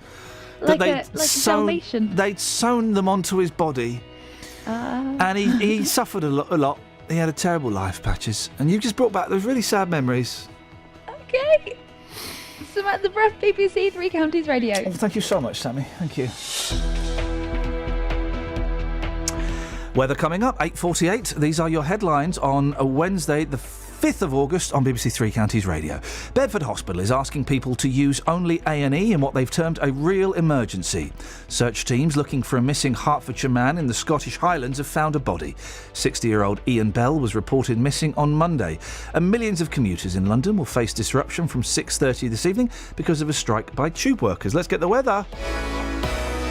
Beds, Hearts and Bucks weather. BBC Three Counties Radio. Well, it's dry at the moment. We've got some sunshine out there as well. We're at 15, 16 degrees across the three counties at the moment, but cloud is thickening up and it'll continue to do so as we go through the latter part of the morning. and it'll bring us some rain through this afternoon. First showery bits and pieces, perhaps early afternoon. It's really mid-afternoon that we start to see some heavier rain coming through. It will be generally light and patchy, so there will be drier interludes mixed in as well, but you might get the odd heavier burst through this evening. Before that, top temperature of 21 Celsius, but never fear. Looks like summer returns from tomorrow. We're fairly dry and settled right the way through Friday into the weekend. Just the risk of a couple of showers here and there, and temperatures in the low to possibly mid-20s, depending on sunshine amounts. Every weekday morning. They're not getting shown what being British is. The intention was to try and make the world a safer place. No, it wasn't. It was to do with oil. Don't be naive, Jonathan, please. The JVS Show. I'm not comfortable with it. And if they feel they're being pilloried, well, they're putting themselves as the odd person. It's such a violation of a child's sense of safety in the world. And I hate to use that old cliche, Jane, but it hasn't done us any harm, has it? The JVS Show. No, I haven't made my point. I'll tell you when I've made my point. Every weekday morning on BBC Three Counties Radio. This is Iain Lee. On BBC Three Counties Radio. 03459 455 555. So this blooming chair every time you put a little bit of weight on it, and I've got a little bit of weight. A little bit of weight. I've got a little bit of weight. You enjoy that, do you, Jonathan? You wait. I'm going to come and do. I was trained by the puppetry of the penis people. I'm going to come and stand by your window during your show and do the hamburger. They trained me. Good. Oh, that's. Oh yeah. So here's a phenomenon. Phenomenon. I don't get, right. It's the phenomenon. Thank you, mate. I mean, come on, guys. That's enough of the Great British Bake Off. I don't get it. I don't get why it's such a big thing. Everyone loves the Great British Bake Off, apart from the Daily Mail. The Daily Mail get very upset with the Great British Bake Off because they have like people of different coloured skin on there and like gays and stuff. And I think last week they had the headline: "Is this Britain's most PC TV programme?" How do you work that one out? It was just in the paper. But the Sun have got it, and this is the headline is "Bake Off His Head." What? That doesn't make sense, does it? Is that a pun on something? Bake off his head. Like take off his head, but that doesn't even make sense. Well, it's basically he took LSD. Punk contestants LSD binge boast. Okay, is the story, but bake off his head. Is that a phrase? Off with his head is a phrase. No, but then it should be bake off with his head. Should be his head. Sorry? Off his head, that's a phrase. Off his head is, but bake off his head isn't. Well, they're just trying to connect it to Bake Off, aren't they? Not very successfully. A Great British Bake Off contestant once bragged of getting high on a mind-bending LSD-like drug. It wasn't the real stuff. Punk rock musician Stuart Henschel, 35, claimed in an interview he took a particularly potent trip on a psychedelic drink. Back in the day, I was going to go for a TV programme to not just any forest, not the New Forest, not Centre Parks, the Amazon rainforest, to hang out with some dudes that live there. And, they have like a psychedelic drink. You drink this thing and it makes you throw up. You're right, geez. Hi, boss. You drink this drink and it makes you throw up and it gives you like a religious experience. Basically, it's like liquid acid. I was going to be paid to go and do that by Channel 4 of all people. So what happened? I got clean. So I had to say no. Stuart told an online music fanzine, that he and his bandmates in Subsource, there we go, got high on ayahuasca, which originates from the forests of South America. That's the stuff I was going to have. Anyway, he's in Bake Off. They're trying to sell Bake Off. I like Sue from Mel and Sue a lot. Sue is brilliant. I work with Mel and Sue, and I like Sue a lot. I like Mel quite a bit. Okay. Got no beef with either of them. I love Sue. I had a little crush on Sue. Mm-hmm. I like Mel quite a lot, and that's more than I like a lot of people. More than I like anybody I can see now, apart from I can just see the tip of You Simon talking about Oxley's me? head. Yeah. I do a lot for you. He looks a bit like Sue. Back off. He looks like Mary Berry. I'm looking. Back at off. I'm looking. Leave it. What's your beef with Berry? I've got no beef with Berry at all. But don't compare me to looking like a lady. I'm not a lady. She's Colin Berry's mum. Is that right? Colin was sitting at home right now, laughing in his underpants. Oh, God. That's what he does. Oh, God. Doesn't get dressed until 9 o'clock. Oh, that is so exciting. I'm really envious of that lifestyle. I don't get British Bake Off. I've seen bits of it. Mel and Sue, I think, are funny, but poor Hollywood, and I don't get it. I'm guessing you're not a fan. No, not a fan at all. A bit too posh for me. Bit of a geezer. Too posh to nosh. Yes, no. yeah, well, I like that. I've taken this one to the streets. Again, a lot of tension. Tomorrow, I'm going back to Luton tomorrow. What is wrong with people at Dunstable today? I don't know. There's just something in the air. A lot of tension out there. Been asking people about the Bake Off. Are they excited? Here's what happens. You excited, madam? About what? It's about the Great British Bake Off. Yes, I like watching it on television. Yeah. Yes, I'm a fan. Madam, good morning. I've not seen a shell suit on these streets for years. How are you today? It comes from overseas from many years ago. Okay. Are you excited about the Great British Bake Off? I do like the programme. We don't have a television that's connected at the moment. We need to get Virgin underground cabling, so unfortunately we won't be watching. Kind of going into your life story now, madam. Well, listen, when you get your TV back, enjoy it. Thank you so much. Pleasure. Madam, what do you think? The Bake Off is back this evening. Are you excited, feeling the vibe? I can cook just as good. Can you? So those people on TV, you think, do you know what? You may be on TV trying to impress me, but you do nothing for me. You make me sick. They don't make me sick. Just I'm a better cook. Better cook. Thank you, madam. Are you well, madam? Yes. Excellent. There seems to be a lot of tension in the air this morning. Can I ask you a question with no ag? What? Yeah. Okay. The Great British Bake Off. It's back this evening. Yes. Will you be watching? Yes, I do. Straight in there. Why do you love the programme so much? Why are you so excited? I like watching all the contestants doing the different Bake Off, the normal people, and I just like watching them. What would you say to anybody who says it's just a load of snobs on TV trying to look good? No, for the normal housewife, no, that doesn't work because it does give you ideas. You've got children, and the children can join in cake baking as well, so it makes it fun for everybody. No. I'll tell you something, just lastly, madam, you're not normal. You're not a normal housewife. You've got something about you. Thanks for your time. Oh, you're welcome. Never. And I've got kids, Justin, and the kids love to make pizza. I don't know, he's got some pastry and they just chuck cheese on it. And they like to make cakes. Never eat a cake made by anybody under the age of 16. Yeah, here. Because my boys are constantly playing with their willies. Yeah, I know. You tell me that on a regular basis. Yeah. And Too regular?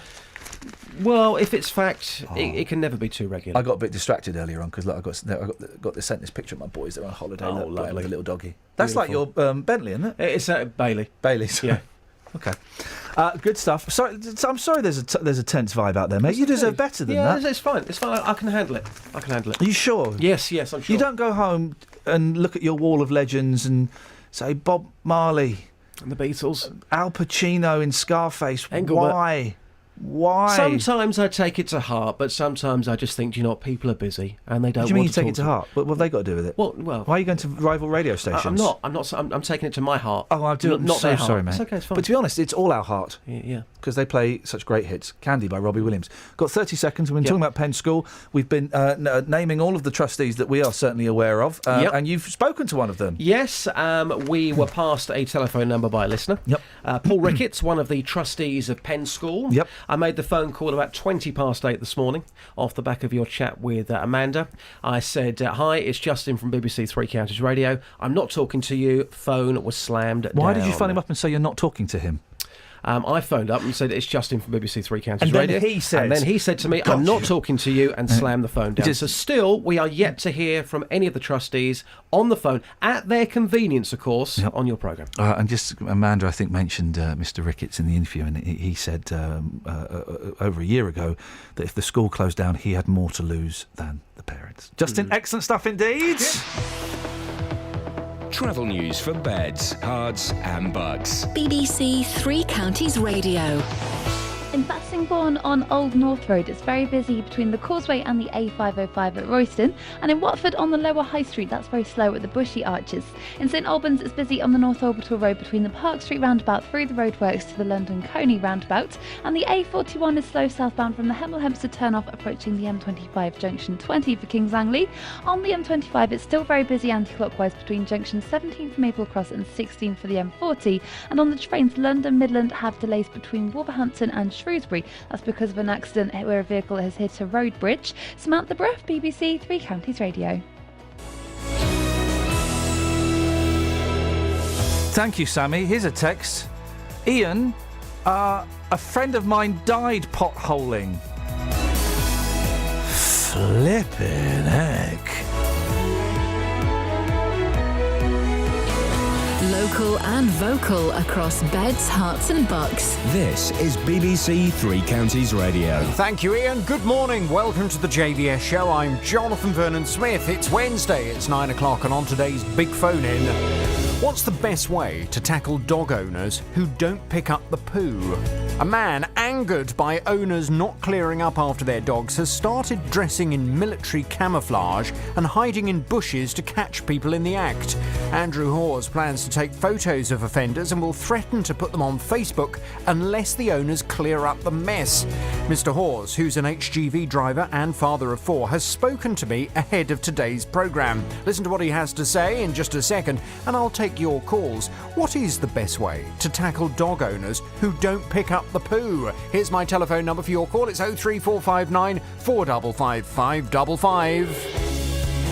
This is the JVS show on BBC Three Counties Radio. I'll take your call in just a second, but first let's get the latest BBC News at 9 o'clock. Here's Simon Oxley. The headlines: Bedford Hospital's A&E warning, Hertfordshire walker found dead in Scotland, and another tube strike this evening. BBC Three Counties Radio. Bedford Hospital is asking people to only use A&E in what they've termed a real emergency. 6,000 patients went to accident and emergency in July. The number of hospital admissions went up by 5%. Medical Director Colette Marshall says there's been a significant rise in the number of frail and elderly patients who are seriously unwell and need immediate attention. At the moment, we don't know why that is. There's speculation. Could there be a respiratory virus going round? But we don't know. That is speculation.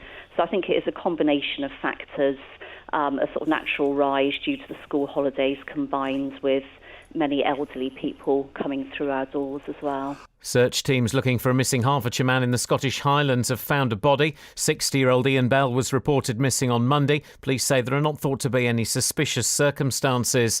There's been a big increase in the number of fines for lorry drivers and owners who are found with illegal migrants on board. The rise is partly down to the high number of people trying to board lorries in Calais. Meanwhile, more suspected immigrants have been found in